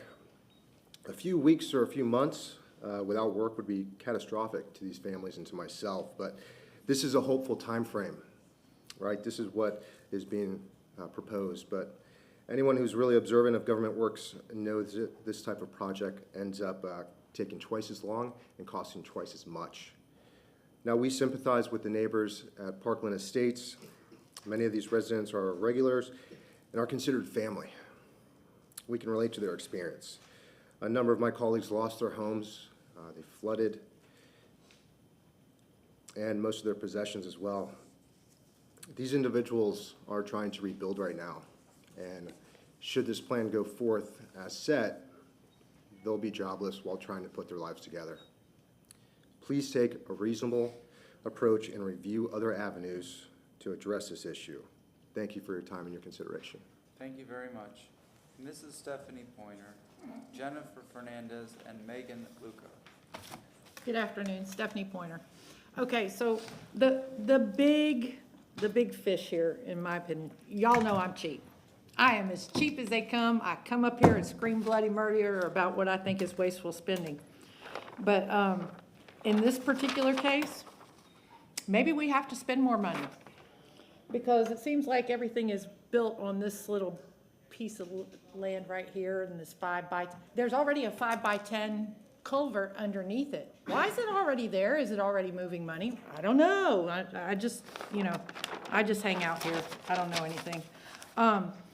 These questions have to be answered, because it seems to me like the description, and I just talked to Chief Bennett about this a little bit ago, this seems to be set in stone and this is optional. And you know what? I'm going to point out to you that the McDill plan, the McDill 48 plan was approved with this at the same time this one was. And it was a great plan. It worked. It would have worked either way. But by giving citizen input, it's a beautiful park with a beautiful pond in a beautiful area, not just a cement pond. But it seems like that people have set it in stone that this is the way it's going to be, but you really have to ask yourselves, what are you voting on? Because what are you voting on? Are you voting on the route? Are you voting on all of the route? That, on Monday night, I didn't understand it. If I don't understand it, nobody does. I would like to see somebody explain why going straight down Swan after Mr. Vide and several of the other engineers on Monday night said that water doesn't turn well. Okay, let's not make it turn. And how much water will this proposal disperse? I simplified some of Carol Ann's questions, but it's funny we sit there and think the same things. I'm going to tell you this. When somebody calls me and says, my 5-year-old dishwasher is not working properly, you know what I tell them? Buy a new one. Don't fix the old one, because at this point, it's a crap plan. You're going to waste money, and then you're going to end up having to fix it again later. Well, guess what? This project kind of reminds me of that, because it's been sitting on the back burner for the last 3 years, and we've seen things are different now. I think that this project right here is the perfect example why public input is necessary every single time you develop something. You know why? Because there were all these people here who spoke today that it won't do crap for their flooding. It won't do anything for them because they're not on that route. So how can we, I know people are frustrated. They're so frustrated. But if this doesn't do anything for them, it's useless. We're spending $64 million. Maybe we need to spend more money on this project and do it right the first time. Thank you very much. Jennifer Fernandez, Megan Luca, Kira Jefferson. Good afternoon. Please state your name. Good afternoon. Hi, I'm Jennifer Fernandez, and together with my husband, Frank Fernandez, we own 2 businesses in one building. It's 2503 West Swan. We're the corner of Swan and Azeel. We own our law firm, which employs 6 people, but we also own Tampa Executive Suites, which is the whole 8,000 square foot building. That entity has a total of 10 businesses that operate out of our building with dozens of employees. We have been completely displaced for 2 months now from Milton because of the failure of the stormwater drains, even though we are, I think, 18 feet elevation. All 8,000 square feet flooded. We had to rip out all the carpet. We had to call our tenants the day after the storm and say, come get your things out of the businesses. We have a memorabilia collector and salesman. His offices were completely packed with inventory. We had to have them come there on the weekend and say, please come get your stuff. We've got to start ripping out carpet tomorrow. We're wiring money to Serve Pro to come in there before the mold starts and before all the other people who have been flooded are going to be impacted. And we're still out of the business. We'll be back in hopefully next week after all of these people, all of these dozens of people and 10 businesses in total have been unable to work, completely displaced for 2 months. And it's not fair to them. I truly sympathize with the employees that are here and are fearful of what the future holds if we move forward with this project, which I urge you to do. I understand the concern, but like Dr. Abdoni, during the COVID shutdown and for the past 2 months, we've continued to pay our employees. That's what you do. You work around it, and we need to move forward with this. The people that will be impacted, I'm asking the council, don't take your eye off of what has already happened to the residents and the businesses who've been shut down for 2 months because of this parade of potential horribles that might happen and likely will not happen to the extent that they're being exaggerated today for the purpose of asking for yet another delay in something that has been on the books and ready to be funded forever. So please, I urge you to move forward with it so we don't continue to have such a tremendous impact on our buildings. Thank you. Thank you very much. Megan Luca, Kira Jefferson, Montesnon. I ask that- Good afternoon. Please say your name. Megan Luca, I'd ask that you turn on the overhead, please. It's on. Just put it there. Yes, ma'am. Thank you. It's going to come up on the big screen now. If this is what Howard Avenue looked like 10 times a year, if Burns and the Epicurean had almost 2 feet of sewage water flood their businesses so that they ripped everything down to the studs, threw away every piece of kitchen equipment, and were closed for months while they spent hundreds of thousands of dollars to try to rebuild without any kind of warning that that financial impact was coming, it wouldn't take this city council 9 years to start a project to help them. The suggestion that this project should be delayed because other remedies are available is not supported. You've not seen that evidence. In fact, if you go talk to the city engineers, because I asked yesterday, how much acreage would you need for a retention pond for just a summer storm? They said 5 acres. In Parkland Estates, the average lot is 0.2 acres. That means you need 25 neighbors who live in a row all around each other to be willing to sell their homes at city prices in order to create land this much. That ain't gonna happen. And the request for a 120-day pause being made on the day you are asked to vote is infuriating. This thing has been going on, you heard, since at least June. Where were those offers then? The delay is unacceptable. And more to the point, today is not about picking a route. The city input, the businesses, the homeowners, they can provide that. Kimmons has promised that they want to hear it. No route has been chosen. What you are voting to approve is a contract to allow Atkins the engineer and Kimmons the contractor to collaborate with each other to pick the best route based on input. What you're voting on today is simply to move forward. I would also like to address the letter that was written by a law firm last night to try to threaten legal action against you. If there was a way around sovereign immunity for a planning decision, I would lead the charge of the 250 homeowners and businesses that flooded, but there's not. And the attorney who wrote that knows better. All of this is a circus sideshow. Like I said, what you're being asked to approve today, please stay focused on the narrow item. It is an initial services contract in the amount of $7.7 million. The route has not been chosen. Allow the input, but please If you approve this project today, it will not be completed until 2029, which means all of us in these white shirts will hold our breath for the next 5 years every time it rains. We should not have to wait another day, let alone the months that people are asking you to wait to give you information that they could have given you for the last 9 years. I would ask that you please approve the contract so that the engineers and chemins can get to work. Thank you. Thank you very much. Kira Jefferson, Montesna. Good afternoon. Please state your name. Good afternoon. I'm Kira Jefferson. I'm with Burns Fine Wines and Spirits in Haven. I've worked with the company for over 20 years now and grown my career in the neighborhood, commuted to South Tampa. I'm also, my husband and I own several properties across the city and have been very much impacted by the recent storms and over the years by the storms, both at work and in our rentals. We lost 2 homes, one completely to Helene and one completely to Milton.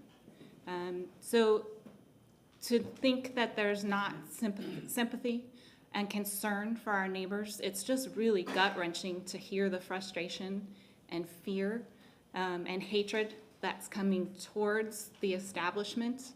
It's not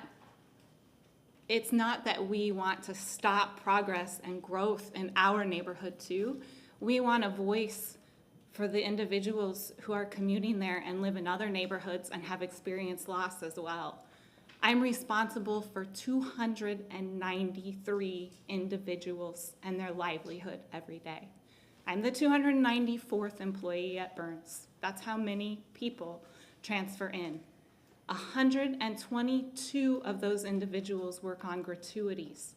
There is no paying them while work is out or business volume is diminished. That's an option for smaller businesses on Howard, and I understand that. But I have been through COVID and the layoffs, and without those monies coming in, there's no monies to provide to go out as a business. That's asking more than I think they understand is even possible. There's a couple of other things I hope to point on if I have time. There hasn't been discussion about how this impacts past the construction phase. There's not an immediate revival of that neighborhood. People have already established new regular places to visit, new regular people to see. They're going to other neighborhoods now. And we've lost irreplaceable employees. We have a 40-year tenured pastry cook in our kitchen. She is either going to choose to retire because she has no choice, but she's not going to go find another job that's similar. And if she does, she will unfortunately not come back. I mean, these people with the history and the nuances of the products we provide, Mr. Laxer was completely responsible in asking about his wine collection.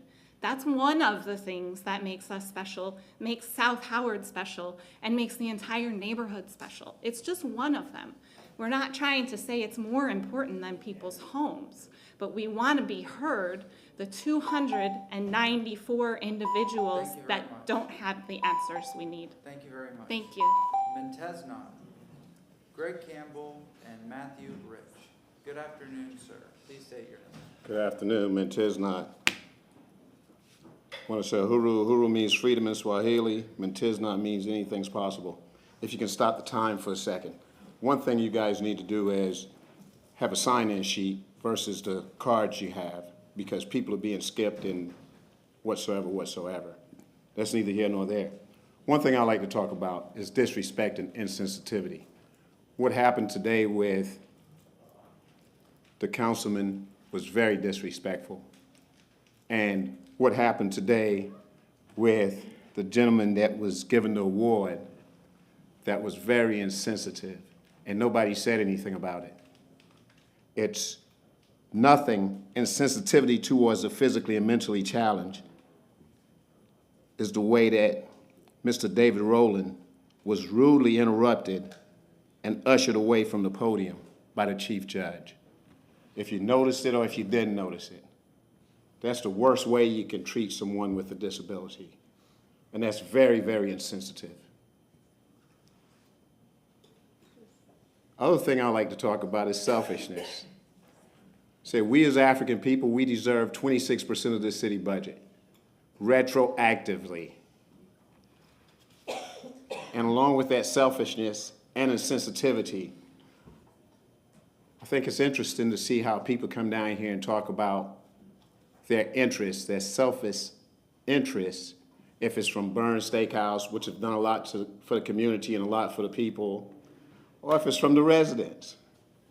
You know, I think I heard two people said it best. They like, hey, look, like, you know, at my business, when something happened in the parking lot, to keep from calling the police, I say, hey, man, like if it's an accident or something, I say, hey, take your car whatsoever, and just tell them, send me the bill, I take care of it. I don't have it like that, but that's what I do. I heard two people say, hey, we're still paying our employees. Burns Steakhouse and the owners have millions of dollars. Why are they down here crying about, but that's how capitalism works. Why are they down here crying about who's not gonna have a job or what? That means they have the employees terrified. You know, you're gonna lose your job because they're gonna do some construction? That makes no sense whatsoever. But the insensitivity comes when you just see how white people operate. You see how racism operate. When people are down crying about some water falling in their homes, and when there's bombs falling over Palestine every single day of the year. It's bombs falling over Palestine, and people are crying over some water getting in their home. That's very insensitive. This city council need to have a resolution in Palestine. That's what they need to do. No ifs, ands, or buts about it. And we're at 26% of this population, we need 26% of the city budget. Thank you very much, sir. Greg Campbell, Matthew Rich, Natalie Wilson. Good afternoon, sir. Please state your name. Good afternoon, thank you. I was not planning to speak. I have no notes. Please state your name, sir. Excuse me, that's what I wanted to say first. Greg Campbell, I live on the corner of Fountain Boulevard and Audubon, and the back corner is Swan and Audubon. And I have known that property for 71 years now, since 1953, when my parents bought it when I was a boy.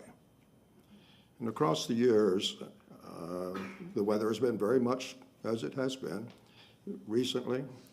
A lot of summer afternoon thunderstorms and high water in that location across the years, every year.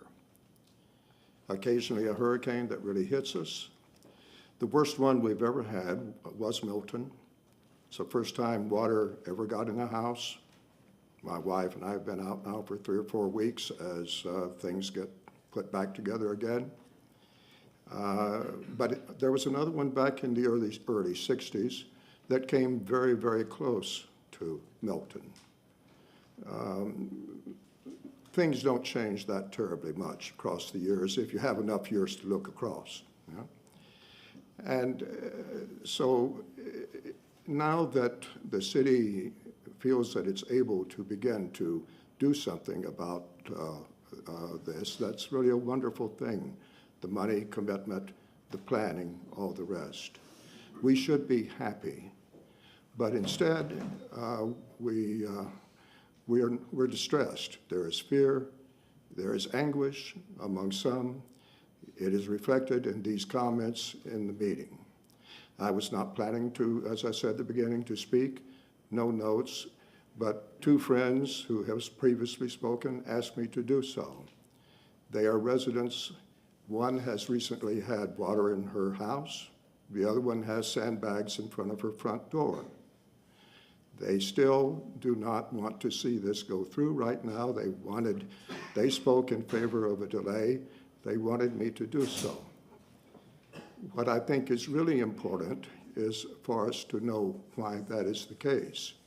And what I really would like to stress to you, my opinion, where your help really can be useful. And that you make decisions, but you can help us beyond just making decisions. And that is to encourage communication between the mobility department and the peoples in the neighborhood. Yes, there are 3 routes that are outlined on the map. There are all kinds of rumors and fears about those. People are concerned about the ambience of the neighborhood. The loss of the tree canopy would be a decades-long loss. Does that really have to take place, or are there the routes? The route is the all-important issue in Parkland Estates, the route of the sewer lines, okay? Thank you very much. Mr. That's the whole thing. Thank Please you, sir. watch it. Thank you, sir.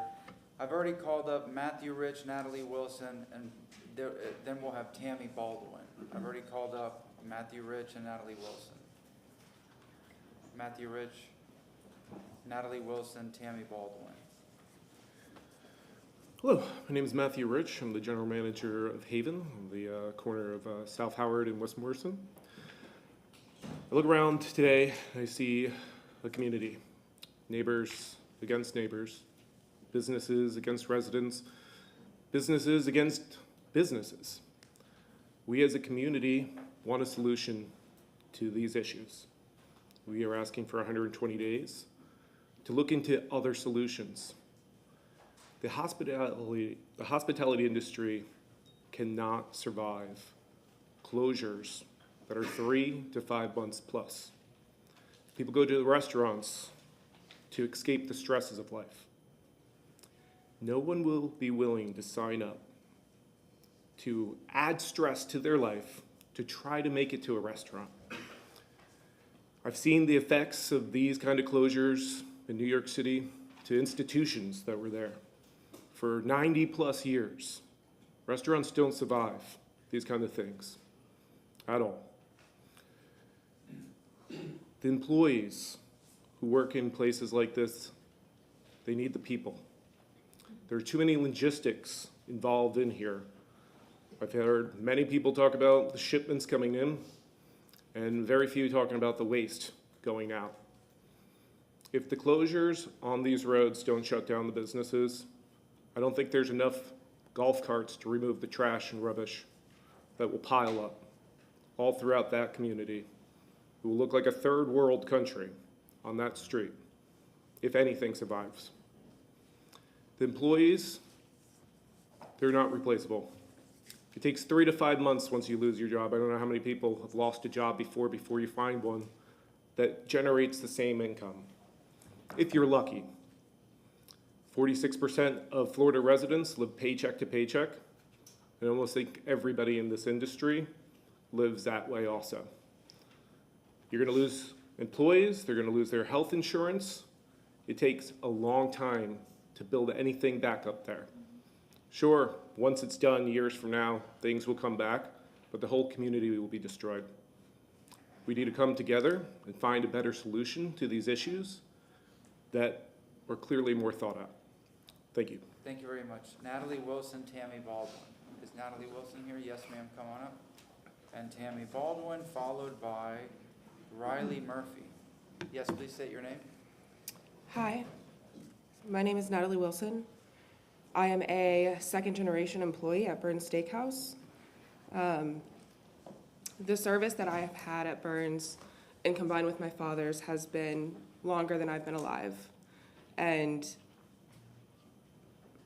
being able to provide those memorable experiences to guests, some of which are in this room, have celebrated special occasions, business meetings, anniversaries, weddings, birthdays, is something that is ingrained in us.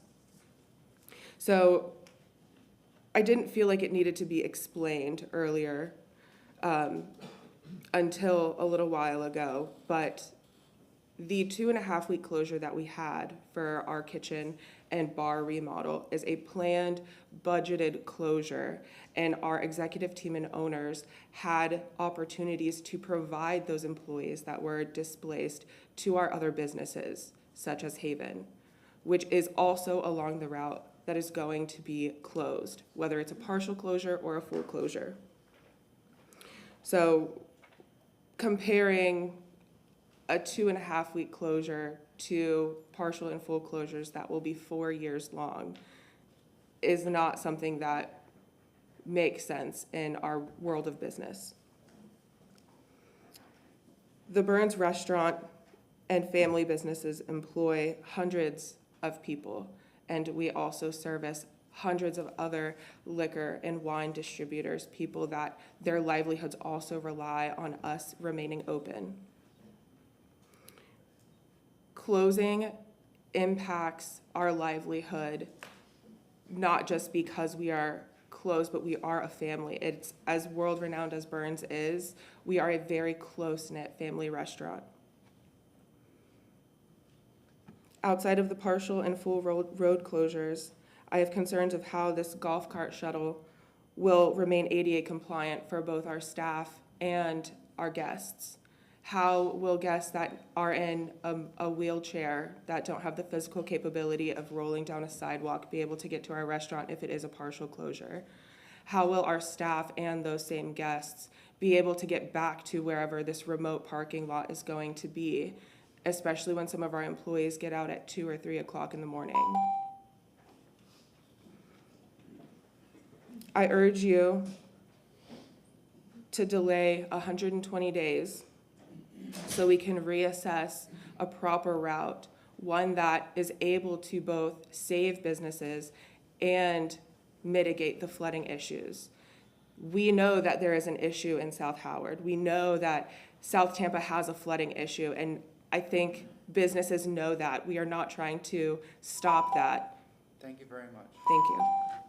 Tammy Baldwin, Riley Murphy, Miss Robin Lockett. Good afternoon, please state your name. Howdy, I'm Tammy Baldwin.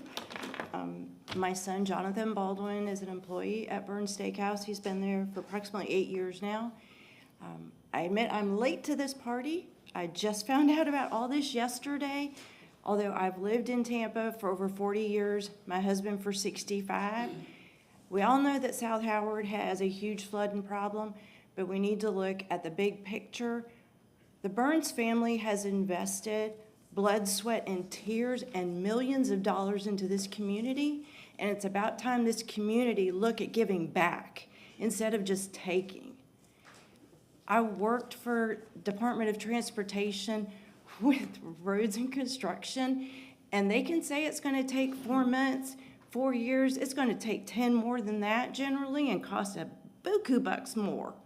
We all know that's the way it works. You have to look at the picture of these. I understand the families have issues with their homes. Lord knows I live in outside Carrollwood, and I still have to worry about that too. It's worse there, but you have to consider the hundreds of employees, not just at Burns, but at every business over there. And when you close a road and have detours, who the heck wants to drive around till you can find out where the heck you are now and get where you're going? The detours are going to divert any future customer that these businesses have, not just now when it's going on, but as they previously said, they're gonna go elsewhere and they ain't coming back. I ask that you just be considerate and look at the whole thing. If this has been going on for years and it ain't been figured out, maybe somebody else needs to look at it. Maybe the companies that have been given the plans and doing the blueprints, maybe they are not the right folks to be doing it no more. Maybe you need to have a fresh set of eyes. The engineers that sign off on the blueprints, another gentleman said that they're not gonna put their business, their licenses on the line. You ever heard of construction defect litigation? I work on it, so I know enough about it that, yeah, they do. They sign off on the little blueprints and they move on to the next project. They're not there when the chaos ensues afterwards. Use common sense. We all have it. I thank you for your time. Yes, ma'am, thank you very much. Riley Murphy, Robin Lockett, Valerie Bullock. Good afternoon, sir. Please state your name. Good afternoon. My name is Riley Murphy. I currently work at Haven and have been with the Burns Steakhouse Company for over 16 years now. I also live less than a mile from there, just north of Swan on Newport Avenue. I was reticent to come speak to you today. This issue is obviously beyond my purview and expertise, but speaking to my wife over the past couple days, just wanted to put a face to the hundreds and hundreds of employees along Howard Avenue that work at the businesses that are not law firms or doctors' offices, who have a much higher overhead and will not be able to pay their employees if and when the road closure ultimately strangles the life from these businesses. Because, as I've heard a few people say, with the numerous options as far as dining and entertainment elsewhere around the city, people are not going to want to go through the extra hassle that it takes to remote park and then be shuttled in the rain and the heat via golf cart when they have hundreds of other options. My wife and I have lived in this area for almost 10 years. We were married about 2 years ago. We rely on my income from this job, my health insurance from this job. If the proposed plan goes forward on the route that it seems like it's headed, that's no longer going to be possible. We've been married for about 2 years. We were looking forward to starting a family soon, and it terrifies me that that is not going to be possible if you vote yes on this today. I urge you and implore you, please do not take the livelihoods from people like myself, because that is exactly what's going to happen. Thank you. Thank you very much. Ms. Robin Lockett, Valerie Bullock, Steve Michelini. I don't see Valerie here, but I'll call her name again just in case. Ms. Lockett, good afternoon. Please state your name. Robin Lockett. Good afternoon, Council. So I'm going to break the conversation up. I'm calling to talk about something else.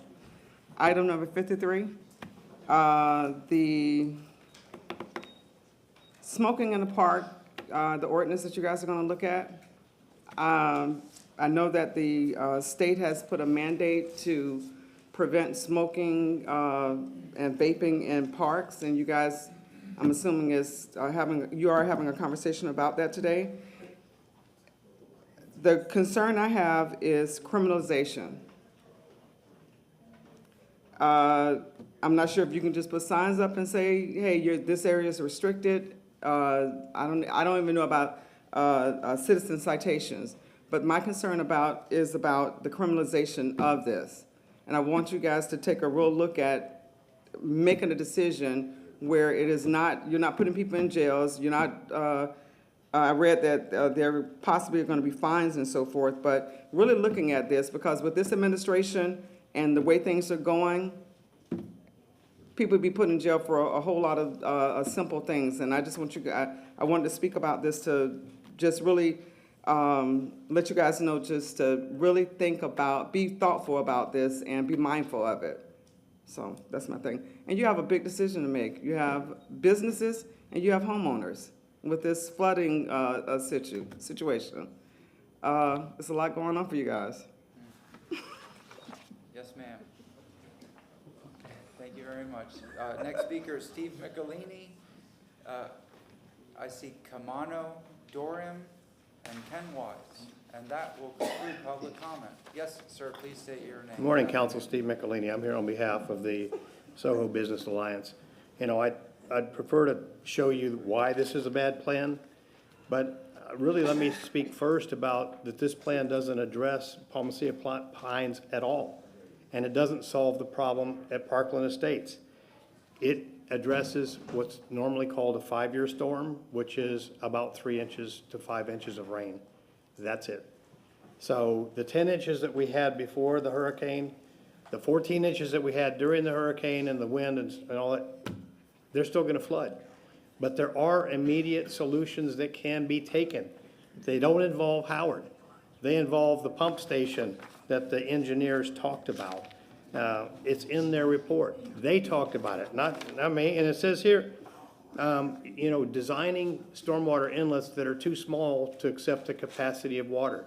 That's another issue. Now, look at first, what is the problem? What caused this to happen? The maintenance and the design of the stormwater system that exists needs to be looked at, and it needs to be resolved. I mean, before we start taking on a $65 million project, that has to happen. It should happen. The use of a short-term event and the lack of an inlet capacity was an additional concern of the flooding areas. This is from the stormwater report. And if they tell you that the route hasn't been chosen, this is the project map. I didn't make it up. Bristol to Howard. That's it. I mean, when they come down here and they tell you, and everyone's saying, oh, that they, they're gonna evaluate the different designs. The engineering drawings contained in the report that's attached to the city council agenda today, this is where I got that from. The route has been chosen. And when we ask for you to step back, provide a better solution, give us an opportunity to bring in some independent engineers to meet with the city, 120 days, it seems like a no-brainer. This is the design for the pump station in Parkland Estates. It's in your report, but they skipped right over it. The other things is, here's the recommendations, conclusions and recommendations from the report. Based on the detail, the criteria for the station is constructed and shown should be done. They recommended a pump station, additional retention ponds, interconnecting the retention ponds that exist on Armenia, the one that exists on Bristol and Albany, and the one on over at Old Hyde Park Village. I've spoken to CSX. City has not been in touch with them. Hasn't talked to them about an alternate route. Choose an alternate route. Do not approve this contract. Give us 120 days, please. Thank you, sir. Kamano Dorium? I do not see the person. And our last speaker, Ken Wise. Hey, afternoon. Please state your name, sir. Ken Wise. I was here, actually, unless you have many every week at your last meeting on October the 17th, first one. I noticed this, and that's why I came. It was a Creative Loafing article that didn't mention anything except flooding. And then I go, oh, wow, I need to go check on how they're doing. I come over here and everybody with t-shirts. I go, wow, that Creative Loafing article is just like doing a restaurant or a club review. Somebody paid to have it published. Anyway, if you remember the last time I was here, it was about trees. The people that have got flooding problems, I feel for them. Tiny, minuscule percentage of the population of Tampa. Over 500,000 people were without power, some for up to weeks. TECO has already said they're going to ask, and they will get it, permission to charge us $500 million on our electric bills. Okay, this was a confluence for the flooding of a once-in-a-millennium situation. We are going to continue to have storms come and just drop trees left and right. We need to take down the trees.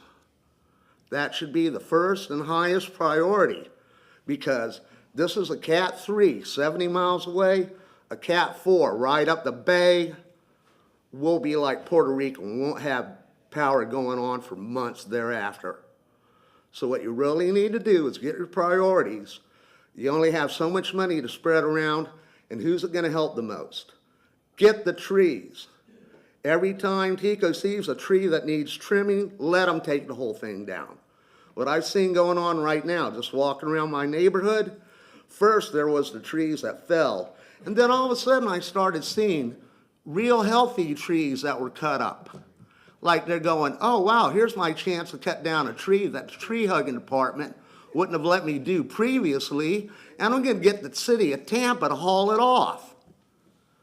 So what you need to do is let people get the trees down. You can always plant new trees. Flooding, I'm sure. Flooding, you're talking about stuff's going to cost, what, billions?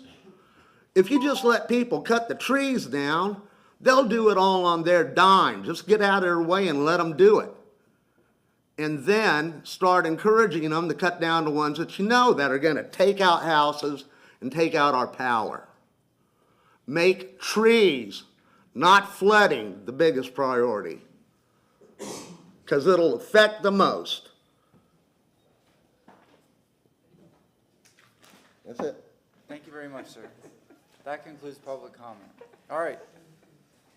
Item number 4 is a board appointment. Do we need Ms. Shirley Fox Knowles here for this, or can we just move the resolution? Is the gentleman here? Does he need to? Nothing? We have a motion to approve item number 4, motion from Councilmember Henderson, second from Councilmember Vieira, all in favor? Aye. Any opposed? All right, Public Safety Committee, Councilmember Vieira, 5 through 18. So move 5 through 18. We have a motion from Councilmember Vieira, second from Councilmember Henderson, all in favor? Aye. Any opposed? Councilmember Henderson, you Yes, are I the chair. move Neighborhood and Community Affairs 19 through 27. We have a motion from Councilmember Henderson, second from Councilmember Vieira, all in favor? Aye. Any opposed? Councilmember Hurtak. Yes, I move items 28 through 32. We have a motion from Councilmember Hurtak, second from Councilmember Vieira, all in favor? Aye. Any opposed? Councilmember Miranda. We have a motion from Councilmember Miranda, second from Councilmember Vieira, all in favor? Aye. Any opposed? Councilmember Carlson. I move 38 through 49. We have a motion from Councilmember Carlson, second from Councilmember Miranda, all in favor? Aye. Aye. Any opposed? Councilmember Clendenin. I move items 50 through 52. We have a motion from Councilmember Clendenin, we have a second from Councilmember Miranda, all in favor? Aye. All right, we're gonna do the, I was going so. I was going so. I will move what's I was like this. She said. All right, item number 56, can I get a motion? You can do them all. Do them all Let's do together. move the package. All right, 56, 57. 61 and 62. No, we 55 took was it off re- the agenda. Was taken December 5th. Yeah, Brad December 5th. spoke. All right, someone make the motion. We have a motion from Councilmember Hurtak for. 56, clerk- 57, 57, 61, 61, and 62. 62, and 60. That's it. That's Yeah, it. okay. That's it. We have a motion from Councilmember Hurtak and a second from Councilmember Clendenin. All in favor? Aye. We are in recess until 2 o'clock, and we will come back with item number 53, and then we'll go into the rest of the agenda. We are in recess until 2 o'clock.